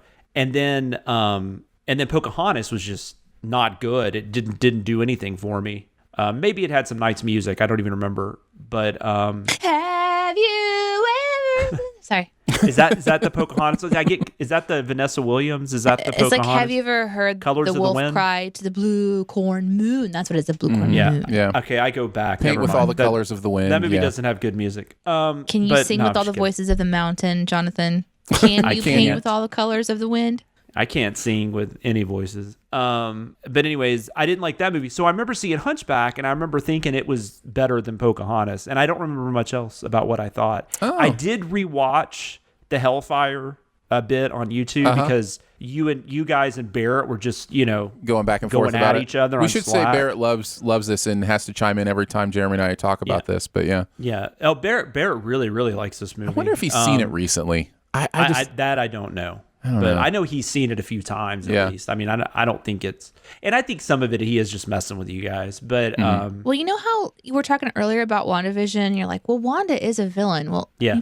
Barrett is a villain, guys. Like, I hate... If you But- don't hate to know break already. it to you. There is something about that, just watching that Hellfire scene, at least out of context, like I didn't watch the movie again. It's like, I love the animation. Oh, yeah.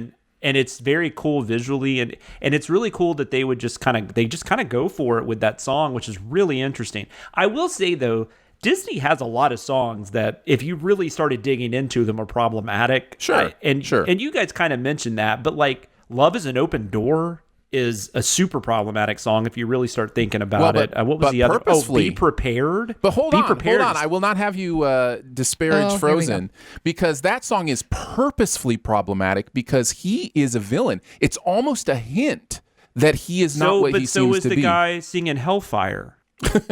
No, I know. I have no problem with Look, hell. I'm not. First, don't jump on my back here. I don't think "Love Is an Open Door" is a bad song. I think Frozen is a much better movie than this. Right, What I'm right. saying is that song is problematic if you really dig into it. And you could argue a lot of these songs are problematic, is all I'm saying.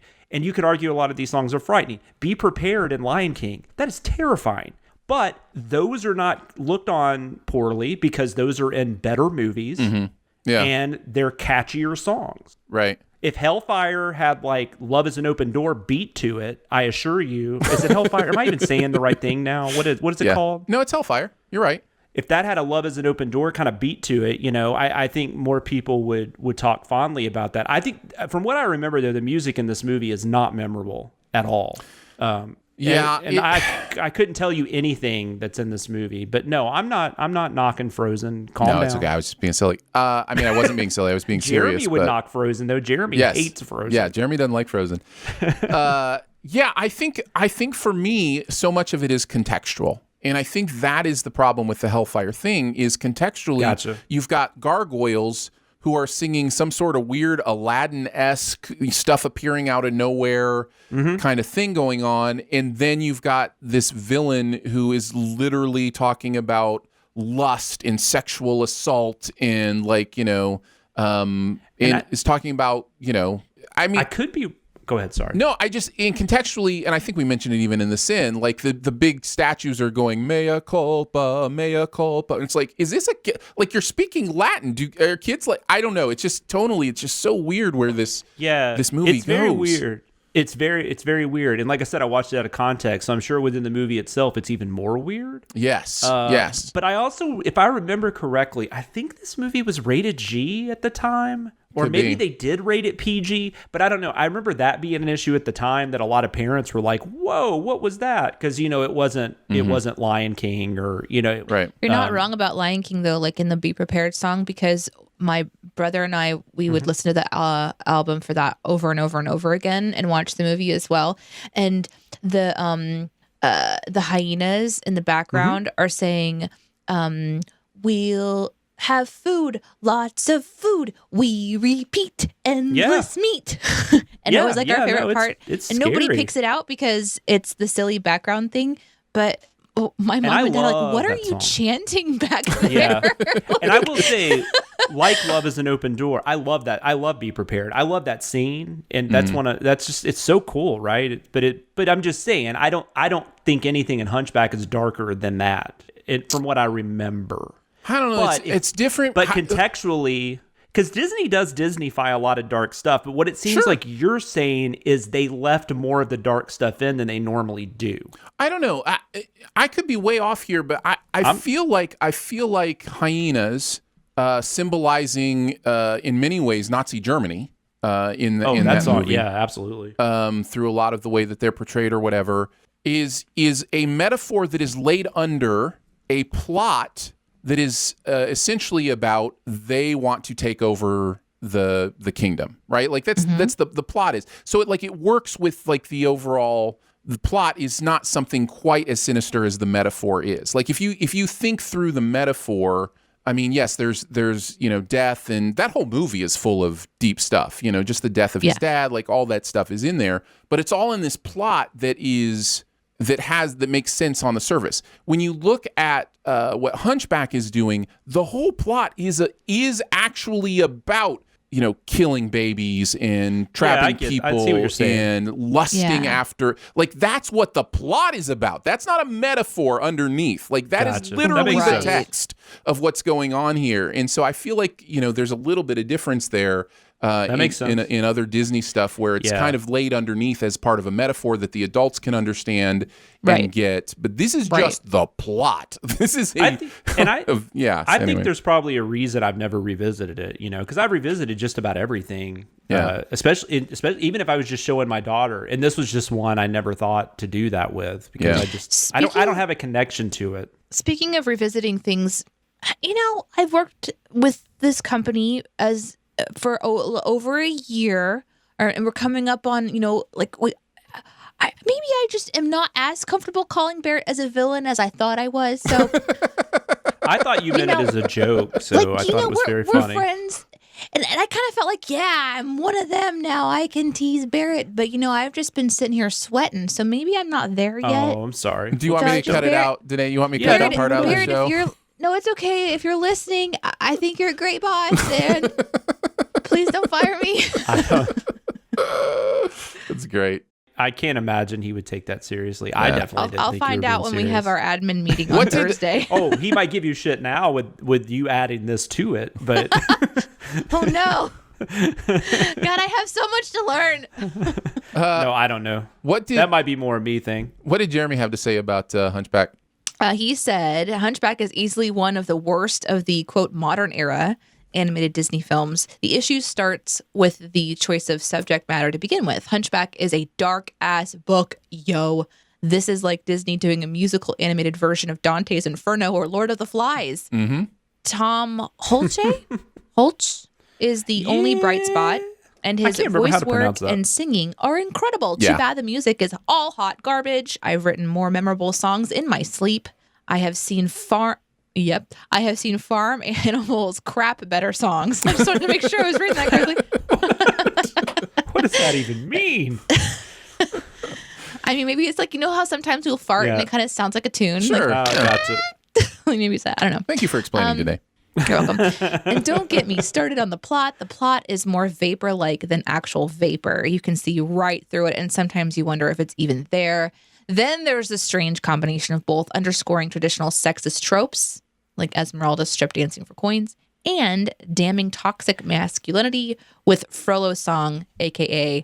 I want to fuck her, so please send me the hot girl. So please send the hot girl to hell. Mm-hmm. Unquote. Yeah.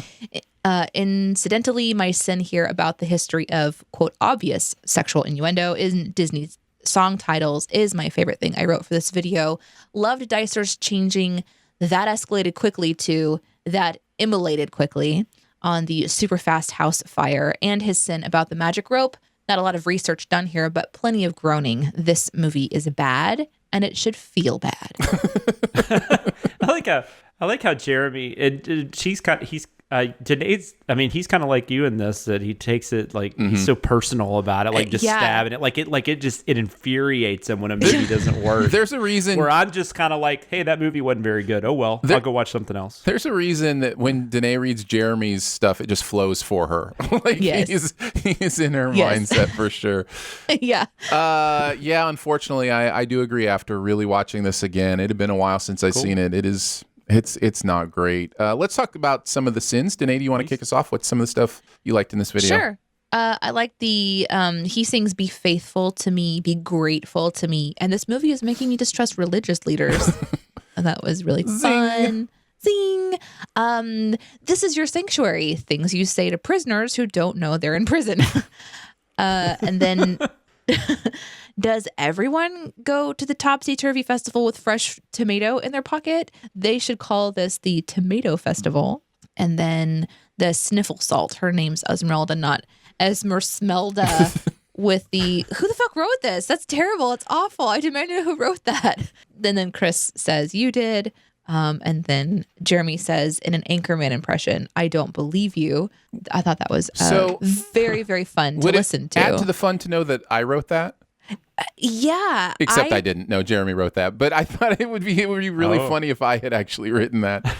Well, I thought it was interesting that it was Chris saying you wrote that, because I would have thought that it would have been you, since you were the second writer and you're also on TV Sins, but then you've got Chris on Commercial Sins. So and Chris has done Chris is more of a known character. Well, I think if you have me come in at that point, which I mean he could have done that, but I think there's much more of a WTF kind of thing going on in the comments, like, who's that? Like, even though I am narrating on TV Sins now, like, I think Chris is a fairly known character in the CinemaSins side of things. Yeah. So this is going to sound really dumb, and I don't know why I just thought about this, but Aaron earlier, it is Notre Dame, right? Like that's that is the correct pronunciation. That is the correct French pronunciation. Yes. But the university and the football team, everybody just calls them Notre Dame. Notre Dame. I mean, that's my team, right? Yeah. So Notre Dame's my team. For some reason, I hope I don't say it like that.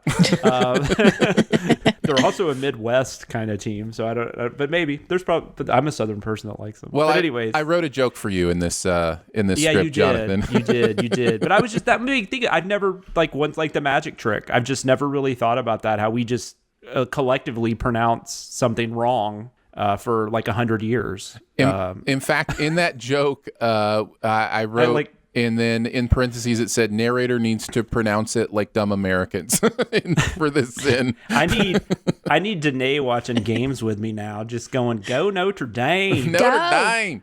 Go Notre Dame. Oh my God, you sound, but it's funny you say that though, because I always, that's my voice for SEC fans, like, go Alabama, go UT, go Vols. Get on out there with yourselves. Excellent. Come on, Mississippi State. Come on. Mississippi. I just offended 8,000 people that listen to I love accents though. So I'm kind of upset I don't have a deep Southern accent. And I think we can do American accents, right? That's still okay, right? Can we do regional?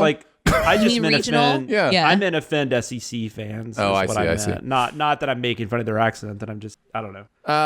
Jonathan, what living about in SEC country and not being an SEC fan is just a fun experience. Yes. What were some of your favorite sins?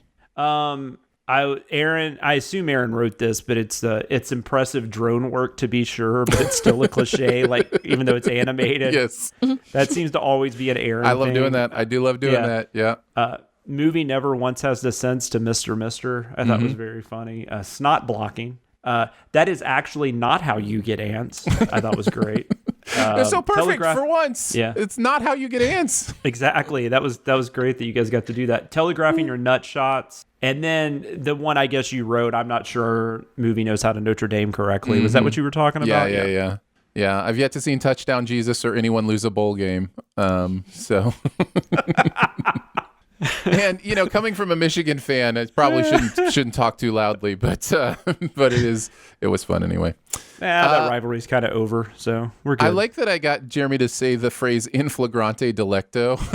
Yeah, just about that crazy W that looks more like a Q and an A having some time together.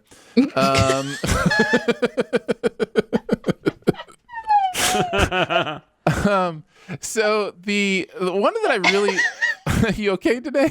It's a cute having some time together. I don't know. It's just so peachy. It's very Aaron, for sure.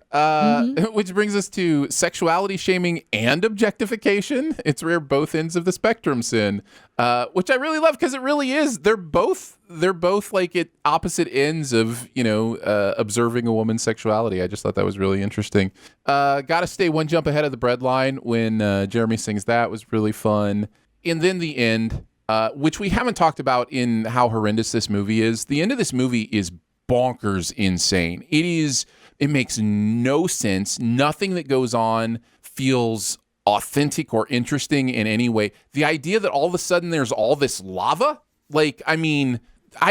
oceans of lava pouring out of this church. Like, where is it coming from? How is it not killing everybody on the street? There was no thought that went into this end beyond let's make it look cool or look interesting. And of course the rope plays into that. This weird somehow. The craziest part of that rope is that it just hangs around in midair and waits for him to be ready to go back to the building. But yeah, just all that stuff. None of it makes sense. And then to be able to use the I almost said Happy Gilmore, but it's not. It's Billy Madison, right? And at the end of Billy Madison, where he's like, I award it no points, and may God have mercy on your soul. Basically, that entire paragraph, that last paragraph, comes from that Billy Madison quote. It's just arranged a little differently for this video. Oh, that's interesting. Yeah, that was a fun one. So, yeah, that was a ton of fun. There you go. There's a Hunchback. We did it. Notre Dame. 3 hours later, we have discussed the Sins video. I know that a lot of you love the music in the Hunchback, and I'm just here to tell you it's not great, and I'm sorry that you're wrong about this. I still totally, going back though to Groundhog Day, I still totally forgot that Megan Thee Stallion was in there and was talking about. It's true. Never mind. It's true. What if Megan Thee Stallion had done the music for Hunchback? That would have been interesting. Hey, that would have probably been fitting. Yes, probably would have been. She could have wrote the hell out of some Hellfire. The outtake in there that is maybe the most the hardest to get, but also works the best, in my opinion, is the striptease outtake that's in that outtake package. Because Demi Moore obviously played as Esmeralda, and it's just so perfect. Where she's like, that's not that I've ever seen striptease, of course, but you don't need to. But that there's that scene where she's like getting ready or whatever, and somebody's knocking on it. It fits so perfectly. So. I will say this: striptease is kind of infuriating because that's based on Carl Hiaasen, and Carl Hiaasen is a great comic writer. And he writes about the South in a way that most writers don't. Speaking of the South, so. Yeah. I was actually looking forward to that movie, and it was BS. So. Yeah. You guys ready to move on to keeping tabs? Let's do it. All right, here we go. The internet is a communications tool used the world over where people can come together to bitch about movies and share pornography with one another. Ha ha! Oh, jeez. This is the most public yet of my many humiliations. We're going to take a look at the stuff that happened during the writing process. Maybe some searches we had to do, some fun things from behind the scenes. I already mentioned I've got the audio outtake for this week. People seem to enjoy that when we did it last time, so I thought I'd pull one up here again. This was very kind of Danae to have me figure out how to pronounce an umlaut. And I will say I got some help from the Discord on this. I was going to say, I was hoping you were going to talk about that because in our note writing process, when we were leaving the notes on it, you had just had a conversation in Discord about pronunciation, right? Because there was some conversation. I think Chris was shadowing on that, just saying, "Hey, we just need to make sure we know what this is actually called." Right. Yeah. So I had gone to Discord, and they kind of helped me a little bit with it. I watched 2 different tutorial videos on how to pronounce the. Wow. The thing that helped me the most is that they said you're basically saying but with your mouth shaped like O. So you basically no, is that how you make an O sound today? With your mouth wide open like create a there word? You go. So it's basically like Why would you create a word that much effort? Like who said this? Who said this word? like one, and like Well, we're I gonna think put it's just that in the dictionary. different societies grow up with different mouth shapes for making their sounds. Like that's just the way it happens. And so Just the way language is. Wait, what? Wait, hold on. No, wait, what? Really? no, really, yeah, totally. You're just used to having your tongue in a different position. Your lips are more naturally in a different position in different cultures. And I have never, ever thought about that. No, I get it. I 100% get it. I'm not an idiot, but that's just something I've never even thought about. That makes sense. I listen to a great podcast that talks a lot about this stuff. And it's so great that I'm forgetting the name of the podcast, but I've talked about it before. Is it The History of Words? Yeah, it's not called The History of Words. It's Lexicon Valley is the name of the podcast. Yeah, Lexicon Valley. I definitely don't want my comment to come off like, I'm like, why aren't we all just like Americans? I didn't mean it that way. Through our nasal passages? Why don't we all just say Notre Dame and shut the fuck up? It is a natural thing to think everybody, No, I forget. Well, I know, and do you hear the whole this is so, but yeah, no, I get it. Bodies, shapes are different, and I don't know what I'm trying to say. You grow up pronunciating things differently. It's just weird. It's fascinating though. It is. Like, it is a very fascinating science. It really is. Different parts of the world, there's different mouths. Like that's interesting. And you're not even getting into some of the click languages and different things where you're actually using sound effects as words. There are many languages where the way you say a word changes its meaning. Or like the inflection. Yeah, and very slight inflectional differences will change something. Yeah. And what's weird is to us that seems complex, but to them it's so simple. And really honestly, our language is the most ridiculously more complex than it needs to be. Now, granted, that has to do with so much influence, right? Because from other nationalities and whatnot, but. Yeah. So anyhow, there's also the languages that are fascinating to me are pitch languages too, where the actual pitch of the note that you're using is specific, and studies about people who can sing perfect pitch often come from languages who speak in pitch language. Yeah. So, I bet they don't have 3 2s. So, but I wonder, right? I don't know if I'm using the term pitch language correctly there. Because I think there is something called pitch language, but I'm talking about a specific language where it's specifically meant for tonal. Right. I'm just gonna look something up real quick. That's fine. It's interesting. I'm sorry that we're getting off subject, but I will say one last thing. It's interesting doing all this work with Mackenzie, 4th grade English work, ELA. Our grammar is just insane. Syntax, it's way more complicated than it needs to be. Okay. It really is. Pitch in language is different than pitch accent.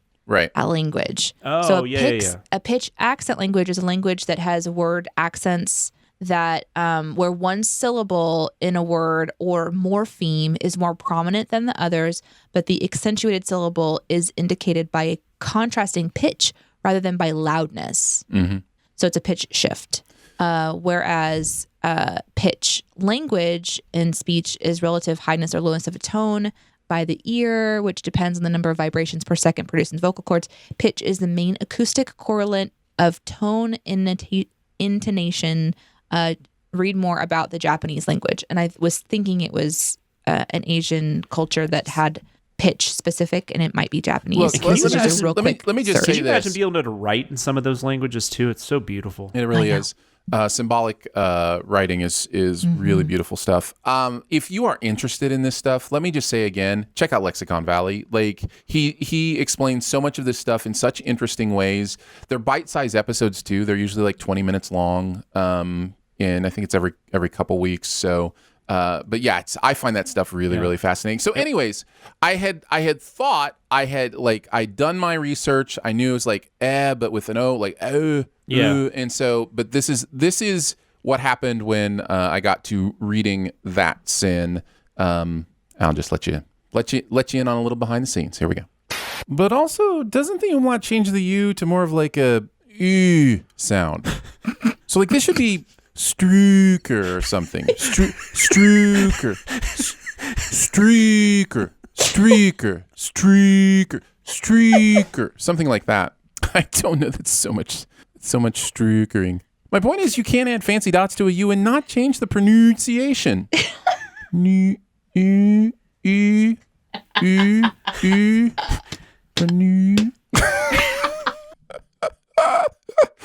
Oh my goodness. Oh my God, he's Swedish chef. I know. Oh, can you? I'm just picturing like Natalie or somebody listening to this. Oh right? my God. Right? Oh my God. Oh my God. So, yep, I thought I had it, and then when I got to it, I was like, "Is that right?" And I couldn't figure it out, but we got there eventually. That was hilarious, though. I just, you got to get it right, and so eventually you got to go through that stuff. But yeah, I'll try to keep remembering, like, to save those for like any kind of audio kind of fun stuff that we can do. But yeah, Struker. So good. So good. So well done. Danae, what do you got? So my keeping tabs was a part of the episode. You guys got to actually sort of see the evolution of a keeping tabs for WandaVision regarding the search for ounces, like on the little commercial sort of stop down in episode 3 of the soap that says 4OZS rather than 4OZ for ounces. And so I structured that sin kind of like we would do for keeping tabs. And so I kind of, gave away essentially what that is. So for those of you who are trying to avoid potential spoilers for WandaVision, just skip ahead a little bit. There's really not too much. Actually, I don't think this would be too much of a spoiler because it's like I went to this website called rcsb.org. So this website is a structural view of biology as a resource powered by the Protein Data Bank archive information about 3D shapes of proteins, nucleic acids, and complex assemblies that help students and researchers understand all aspects of biomedicine and agriculture from protein synthesis to health and disease. That's all one word, one sentence. There's no break. So the RCSBPDB builds upon the data by creating tools and resources for research and education in molecular biology, structural biology, computational biology, and beyond.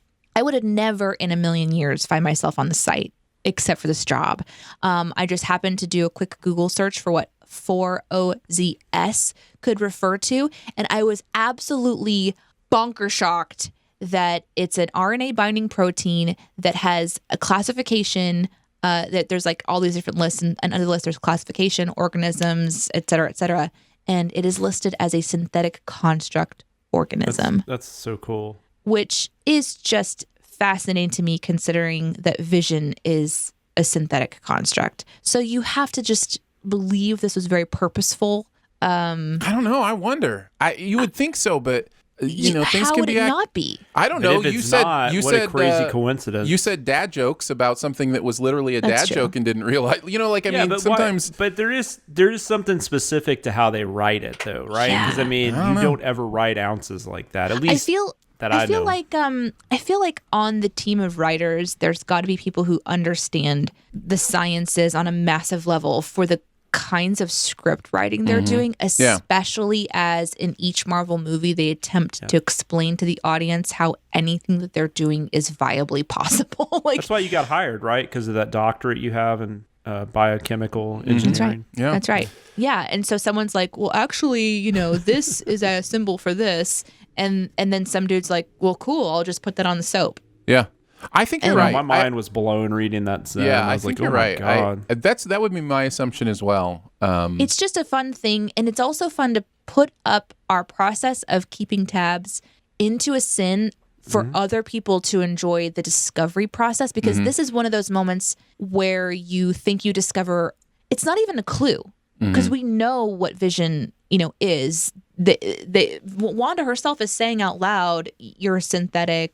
Or whatever. I can't remember exactly the words that she uses, but essentially it's not like this is the clue that unlocks a mystery. It's more just an amazement at attention to detail. Yeah. if that is what they're doing. So that was my keeping tabs for this week. That's so cool. You also, like in this job, you learn about all these websites that you would never know existed. I would never go here. And I don't think I would ever have a reason to come back to this website. Yeah. It is interesting and fascinating that you can go and you can see 3D views of all of these proteins and et ceteras.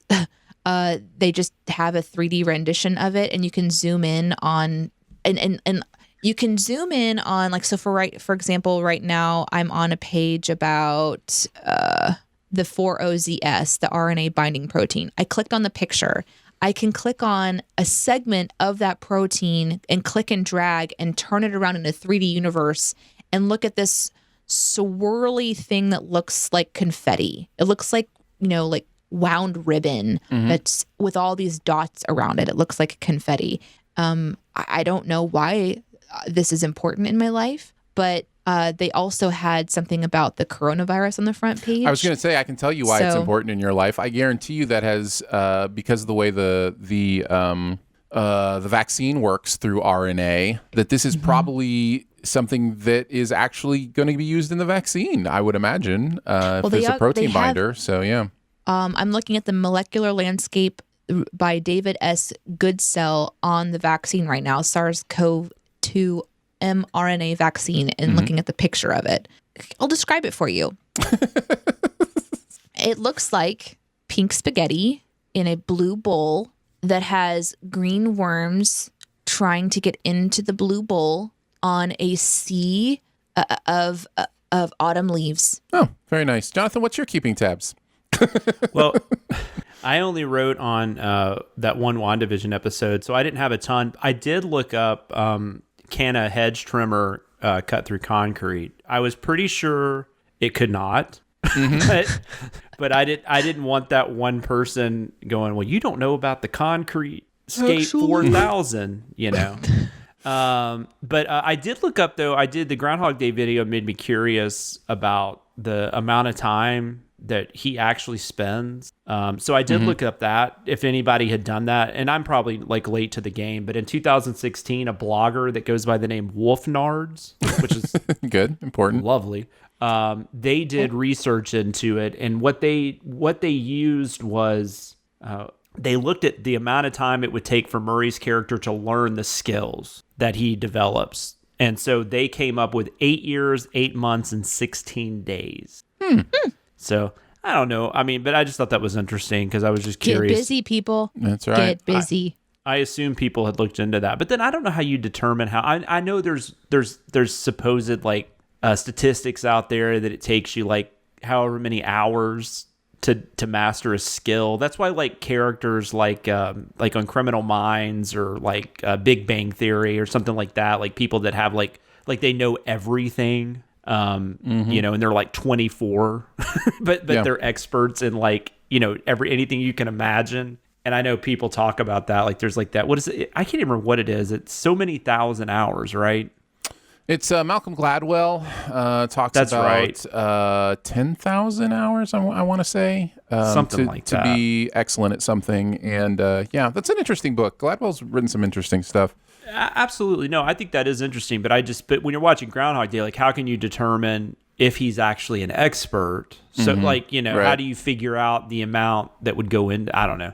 But it's probably right. It's got to be years. I mean, it has to be. That screen name has to be a reference to Monster Squad, right? Oh, I would think so, yes. Wolfman has got nards. Yeah. I would definitely think that would have to be what that is. Absolutely, yes. Congratulations on your screen name. Everybody ready to move into the comment section? Ready! I want to know what you're thinking. I appreciate your honesty. You're a real straight shooter. You are the ones who are the ball lickers. Let's talk about some comments from the week. They could be on the videos themselves or anywhere else, really. Discord, Twitter, wherever you might find them. Jonathan, what do you got? I actually picked a comment from Hunchback, so I hope I didn't take one from you, Aaron. Nice. But it was Danielle Norton, and it was, how does someone bring up the topic of thirsty Disney songs without mentioning Can You Feel the Love Tonight? I just thought that was very It is a great comment, and honestly, when I read that sin, Jeremy wrote this great sin, one of my favorites in the video. The other two that I thought of when Jeremy wrote this were "I'll Make a Man Out of You," which is, obviously one you could kind of put in that reference, and then "How Far I'll Go" I thought would have been a funny one from Moana, absolutely, which would fit in that as well. It's just a great sin. I really thought it was really funny. It was really Danae, good. What about you? What's your comment section? So I just wanted to say a huge amount of gratitude to everyone who listens to BTS and has sent me personal messages about my narration experience. I had so many comments that were just positive, and it made me feel really, really good. And I'm not going to read them all because that would be like, this is already an egocentric moment for me because I'm talking about, right? Guys, thanks for loving me. But it was just it was really neat to see, especially the BTS fans in the comment section, because it is scary in a way to kind of like step out onto that platform knowing that there's going to potentially be public hate. And there was some, but again, for it to be just so overwhelmingly positive. And I just wanted to say thanks. I can't thank you guys all individually because it would be awkward, but I wanted to spend this quick moment to just No, I love it. I don't know, we have loved doing this show, and it just continues to evolve into this really great community. I guess I would say also join Discord. My introduction on the show today was based on comments on Discord, and so we just have fun. We have fun conversations there, and you are all appreciated very, very much. Yeah. I, for my comment section, am touching on one of our all-time favorite consistent comments, but Slab has brought it to us in a new way. This is on the commercial sin video, which, if you know anything about our recording session, isn't live to the public when we do our recording. Actually, it usually goes live while we're recording. Yeah. In fact, that just reminded me that I probably should go do something about that. Hold on. Okay, go ahead. Slab's comment from 13 hours ago says, "How in the world am I able to comment 18 to 20 hours before the video comes out?"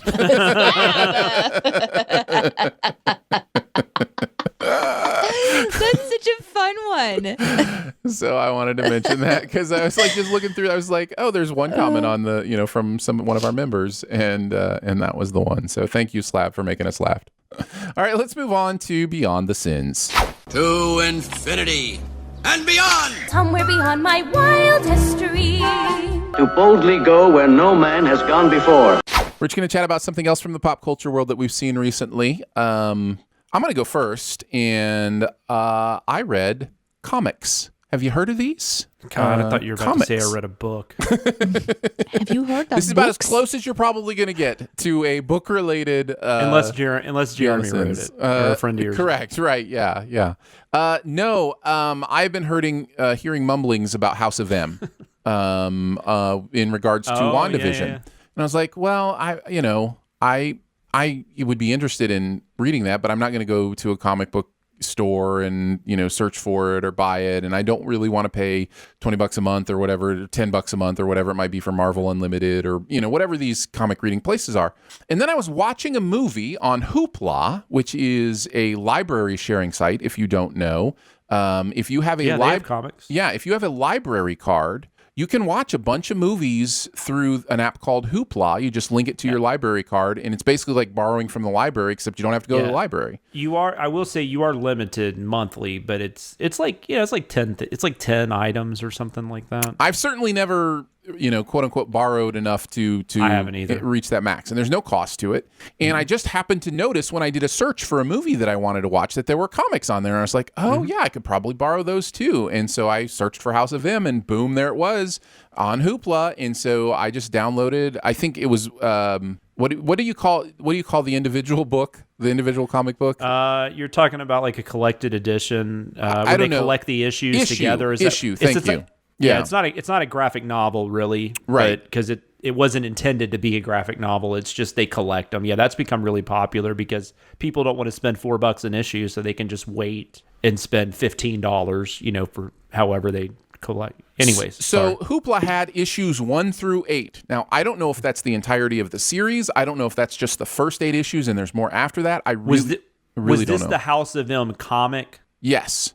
So that's probably all of that. What they would have done, though, is they had that storyline going through different comic series. Mm-hmm. You don't have to read those, but there's like Spider-Man will have stuff associated with it, X-Men comics will obviously have stuff associated with it, Right. but then they'll have like a main comic called House of M that will run for like 8 issues or whatever. So this should not be a surprise to anybody who knows what kind of content I like, those kind of things. But in another universe, I am a huge comic book fan. In another universe, like this gets me on an interesting level. I downloaded issues 1 through 8. I actually read 5 issues last night and really enjoyed it. And there's a mention of I think an X-Men comic series and an Avengers comic series, like New Avengers maybe, Uncanny X-Men, I think is what it is.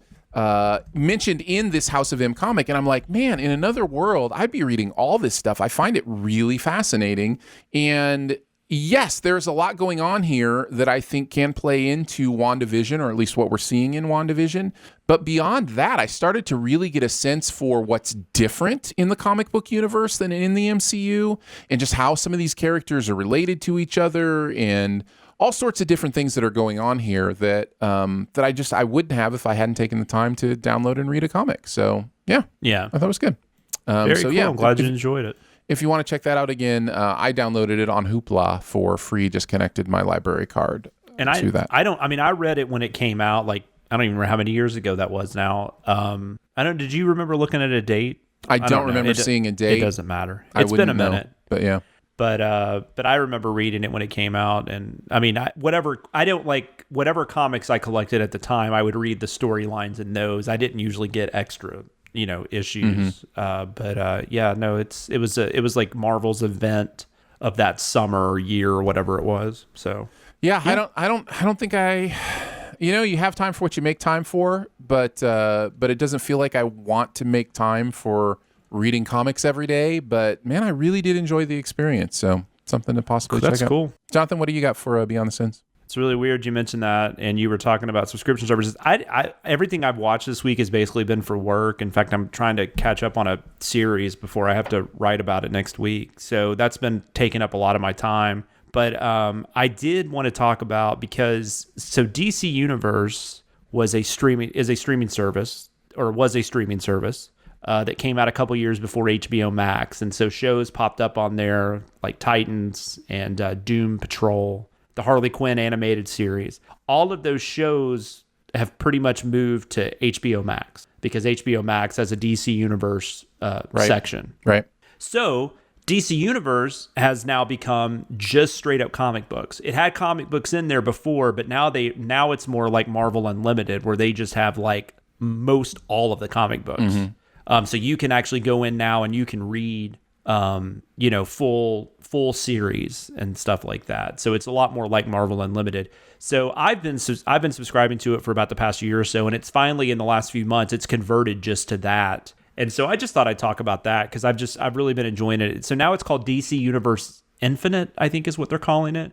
I don't know how much it is a month. Aaron's probably right. It's probably somewhere in the Marvel Unlimited range, like $9.99. I do the annual subscription, which I think is like $70 or something. That usually you get like 2 or 3 free months if you do the annual. Mm-hmm. So I've been doing that, and I've just been going back and rereading a lot of like old Batman, and I've actually Suicide Squad is one I've been reading a lot of because that was not a comic I ever really got into, but I don't know, it's always kind of interested me. But now I can actually go back from the beginning, and because I'm that kind of guy. I like to start in the early stages. So I'm really enjoying it. I will say I do still have Marvel Unlimited because I like to read both. God, I spend way too much money on subscriptions, but that's a whole other thing. But Marvel Unlimited, I do enjoy as far as like some technical aspects. Like I think the search engine's a lot better. Marvel, DC's not great. Sometimes it's hard to find exactly what you're looking for, especially if it's something where they have a ton of different series devoted to it. Like if you just typed in Batman, sometimes it's hard to just go to like Batman 1. Like you have to actually dig through some stuff. But I feel like they've been improving that a little bit, so I hope they keep working on that because that's the one big issue I have with it. I just said issue, talking about comics. That's funny. But yeah, but I don't know. But I mean, if you've enjoyed Marvel Unlimited, or you're just a DC person and you haven't really checked it out yet, there's a ton of stuff there. Like I mean, I'm sure there's stuff that's missing that I'm just not aware of because some stuff just isn't even available digitally. There's certain series on Marvel Unlimited that aren't there because of that. But all the main stuff like Batman, Wonder Woman, Flash, Justice League, Teen Titans, all that stuff, they've pretty much got just about every issue. And then I know Marvel does the newer stuff. I think it's like 6 months after it comes out, it gets put up on the service. So I don't know what DC's doing, but they have some really recent stuff from they have 2020 stuff on there. So I think they're probably doing about the same, but no, it's if you're a comic book lover and you love DC, to me, that's cheaper than if I just collected the current comics, right? Because I'd be spending however much a month. I'd be spending more than $10 a month or whatever I'm spending doing that. So it's really cool. I'm really curious if like some of these other comic companies are going to fall into this, like Image. They probably have a big enough line to do their own. But there's also Comixology as a website that has a lot. They have a subscription service that has a lot of those comics on it as well. So I don't know if that'll ever happen, but I'm really glad DC and Marvel are doing this. I don't know. The only thing I don't know is, I don't know what this does to the comic book creator, writer. And I know there's a lot of issues out there with that. I know there's a lot of people that have a lot of problems with these types of services, just like there's a lot of people that have a lot of problem with music streaming because they feel like the artist is getting screwed. I don't know the details of that, but I enjoy the service, and I'm more than happy to pay for it. I would pay more for it because it's just super convenient. So that's fun. That's what I'm been messing with. Jonathan, were you planning on talking about DC Universe Infinite before we even started the show? Like that's what you were planning on bringing for? Yeah.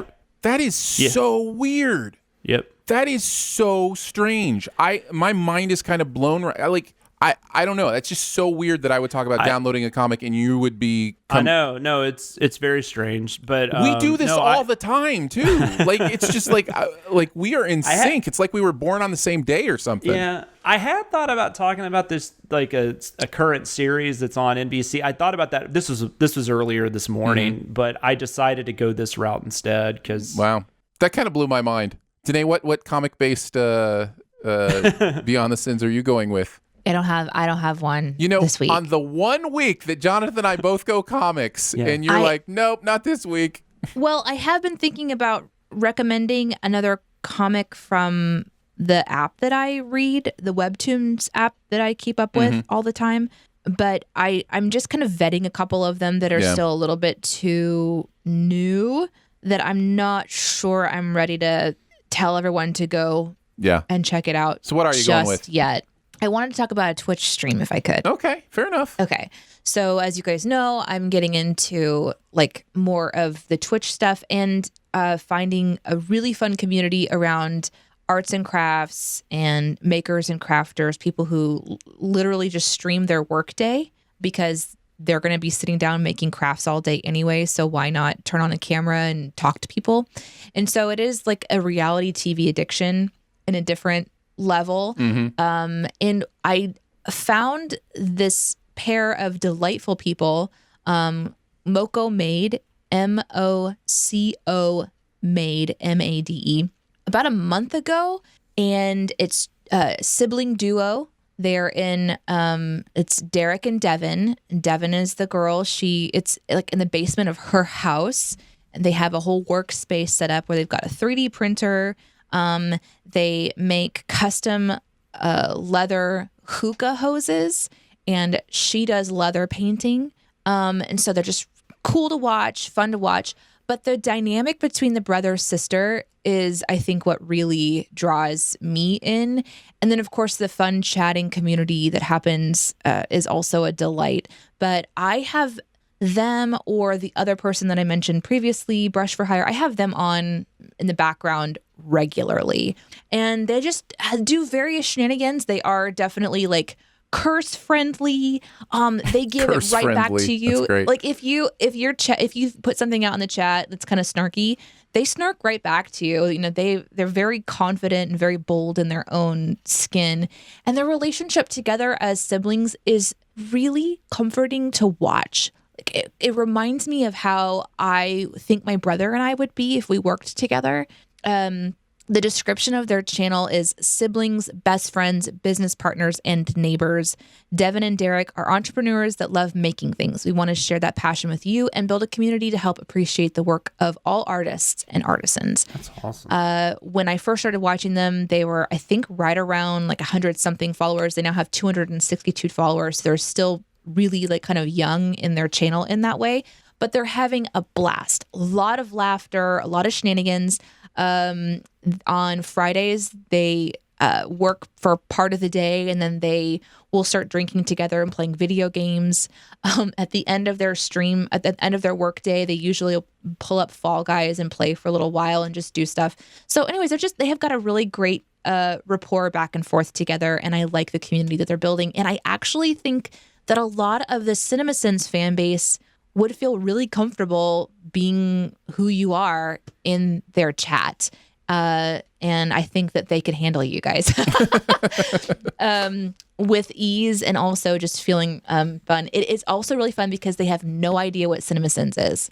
So anytime that my job has come up in chat, if there's anyone in chat who's like, oh, CinemaSins, I know them, they're absolutely 100% clueless to the world or the fan base or anything. And so it's just really fun to be a little bit more anonymous, I guess, in that space as well. But I would love to have some more fans join in. So if you guys are enjoying Twitch or you're trying to find like a channel that makes sense to you and you don't want to watch people play video games, this is more of that reality TV style, which is, we're literally just live in their basement. In fact, like right now, I just looked over, they're making waffles and eating waffles and chatting. That's what you were doing. Okay, so here's what happened. I popped over, I said hi, they waved at me, and I, thinking that they could see me, waved back at them. Oh, guys, that is I'm so such a dork. Funny. Yeah. I would do that too. I know. I would do that too. I'm the guy that's in the car, like talking to other drivers, like they can hear me. I don't know why I did it. I said, you're on mute, but those waffles look amazing, and they mouthed hi Danae and waved at me, and I'm like waving back like, hey guys, like meanwhile you're recording a podcast for I know. Meanwhile, Danae, your attention might better be used. The mystery is solved. So busted. Amazing. Listen, you guys were talking about other stuff. It was fine. Anyway, okay, their channel is Mocomade, Mocomade. Mocomade. The title of their show is The Sibling Shit Show, usually. Because who knows what number of things will happen. It's just a delight to watch them. And I would love to have you guys join me there. I'm there almost at least once a day. I pop in and say hi. That's Mocomade. And we're just going to brush right over the fact that Danae just a few seconds ago was like, it's okay. You guys were talking about stuff I didn't care about. Oh, I'm used to that. So, I mean... No worries. I'm sorry. That's going to wrap it up for Behind the Sins this week. Don't forget to make sure you're subscribed and go ahead and leave a comment or rating as well. Got anything you want to send us? You can. You can mail it to us. P.O. Box 881, Republic, Missouri 65738. You can also hang out with us on Twitter. I'm at Aaron Dicer. She is at Danae Says. DENEESAYS. And he is at Sam Loomis 13. So for Jonathan Watkins, Danae Hughes, and a Q&A having some time together, and myself, we will see you next week. Happy White T-Shirt Day! Thanks for listening. Send any feedback to bts@cinemasins.com. And be sure to subscribe, rate, and comment. Find more ways to connect by visiting cinemasins.com/BTS.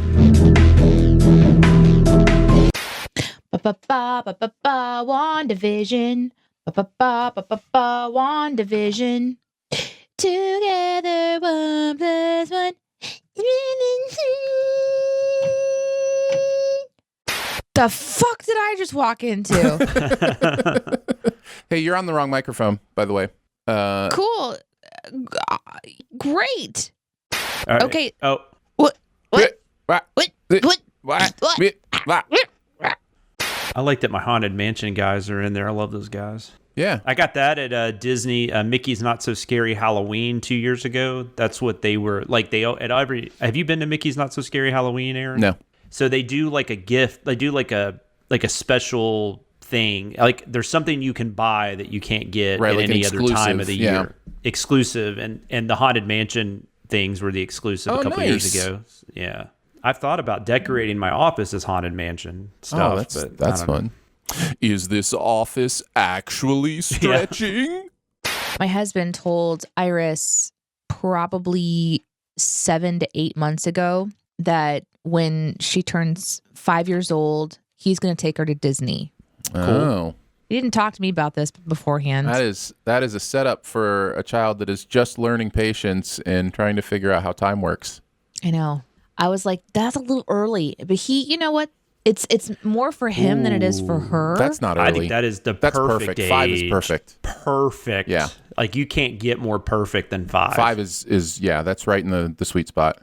Okay. 5, 6. I still think it's early. Absolutely. I was hoping for 6. Like, let's go a little bit longer. Anyway, it doesn't matter. Yeah. Okay, that was probably my daughter's favorite. 5 and 6 is probably my daughter's the most fun she's ever had at Disney. Yeah, I think she's been going since she was 10 months. 5 to 11 is your sweet spot, I think. Like that's couple days ago, a couple mornings ago, she wakes up, she sits up in bed, she looks at me and she goes, "Is it April?" Nice. And I said, "No, it's February." And then it goes March and then April. "Why are you thinking about April?" "It'll be my birthday and Daddy's going to take me to the Disney store." And I said, "Oh, yeah, well, you'll be 4 and then next time you'll be 5. And she just kind of looked at me strangely. So I got to call Justin and say, "Hey, guess what you get to do? You get to explain time." But hey, Meredith and Mackenzie and I, though, I mean, that might be the first time we can even go, so we might be there as well. So. That would be so cool. We'll just do it. We'll do a BTS from Disney. Oh my God, let's do it.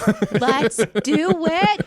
We could definitely do that. Oh, yeah. I'm so excited to travel I'll again. tell my I wife cannot today, wait. we're planning on, so what is that, April of 2022? Mm-hmm. Yeah. So I'll tell her birthday, that. Her birthday is on 4/20. That's right. How do I forget that? Maybe it'll be, and maybe it'll be legal by then, nationwide. Yeah, we need to be 420 and up at Disney. I thought you didn't want to throw up. That doesn't make me throw up. That actually helped. That helps with stomach issues. See, it's all coming together. Do you not know that? Oh, you don't know that. No, I don't know that. Yeah. I think our plan is to do the easiest experience for her and for us. And not lose and not have to spend all your savings. No, we would just spend all of our savings. Honestly, this is going to be weird to say this, but I've been thinking about it a lot. I think that I'm going to have a little bit of anxiety for a while with being in public. I think a lot of people are. There's just, I'm already at this, when someone comes to the house, I'm just like, I don't know. It's weird. It's a weird thing. No, I understand. We'll have at least 18 months of training ourselves to be scared of being in public. So yeah, of course we're going to have psychological. I have to take my daughter to a couple things each week. A couple things we're still letting her do, activity wise, because we feel safe. But I just sit in the car and I don't go in the gym or anything. I just sit in the car because they don't allow us in. Right. I still get anxiety. I had to go to the bathroom last night, so I had to go in a gas station. That flipped me the fuck out. Yeah, and that's ridiculous, right? All these people are just standing there like it's nothing, and I'm like, I don't want to come in here. I am thankful for however my brain is wired that I change easy. Like I am the kind of person who actually likes changing what I believe, changing what, to look at my environment and really. So I don't think I will have much of an issue with that. It's one of the reasons I don't have a lot of anxiety is because I can go with pretty much any flow. So I'm thankful for that. But man, I would not hold that against anybody because that is going to be a very common thing over the next several years. I think. Humans are resilient. We are resilient. Sure. But yeah, the psychology of that is going to have an impact for a while. Having my daughter, I think, helps a little bit too. Or having a kid in general, just because I don't know, you have to do things. You know what I'm saying? You don't have a choice in a lot of matters. So it kind of makes me break past that. Initial issues of anxiety in some cases. At least it helps. You know. So yeah, have a kid so you can not have as much anxiety. That's what I'm saying. No, I'm just kidding. But yeah, sure, that's the number one thing that relieves anxiety. If you're gonna act like there aren't benefits for you to having a kid, that's not true. No, it's absolutely true. I got to run around Wrigley Field because I had a kid. That's right. That's half of parenting is using your kids to do things you wanted to do when you were a kid. That's half of the job. I know we're supposed to start the show, but did you guys see my new desk? Yeah, yes. Very cool. Looked great. I'm so proud. I did like how Aaron though was like, you're like so excited about all this stuff you did. He's like, yeah, but you know what? You should get a different monitor. Dude, that's not what I said. Did you say that? I said next time. I said and it was specifically in response to when you said I'm going to try to multitask, and you had all these things on the window, and I was just like, next time you should get a widescreen. This looks great, but you need a widescreen monitor. Do you know how expensive widescreen monitors are? They're not that bad. I just bought one. Those are? I just bought one. You just said you're willing to spend a little more money if it makes your life easier. How much was your widescreen? They are kind of expensive, $400. That's a lot. That's expensive for a monitor. That's expensive. That's a lot. I guess you can get a 75-inch 4K television for $400. You make a valid point. I will say I did just look. The LG 29-inch ultra widescreen is $199.99 at Best Buy right now. So what? Yeah. Well, fuck. Oh well, you did screw up, Danae. Sorry. What do you mean? No, I'm kidding. Send me this. Why did I never call you first? I don't know. Why do I not call you first? I know that you're the guy. I know you're the guy. I've worked with you for 10 years. How do I not remember that you are that guy that fucking knows shit? God dang it! Fuck! All right, before we get going, Vision's dead. All right, let's go.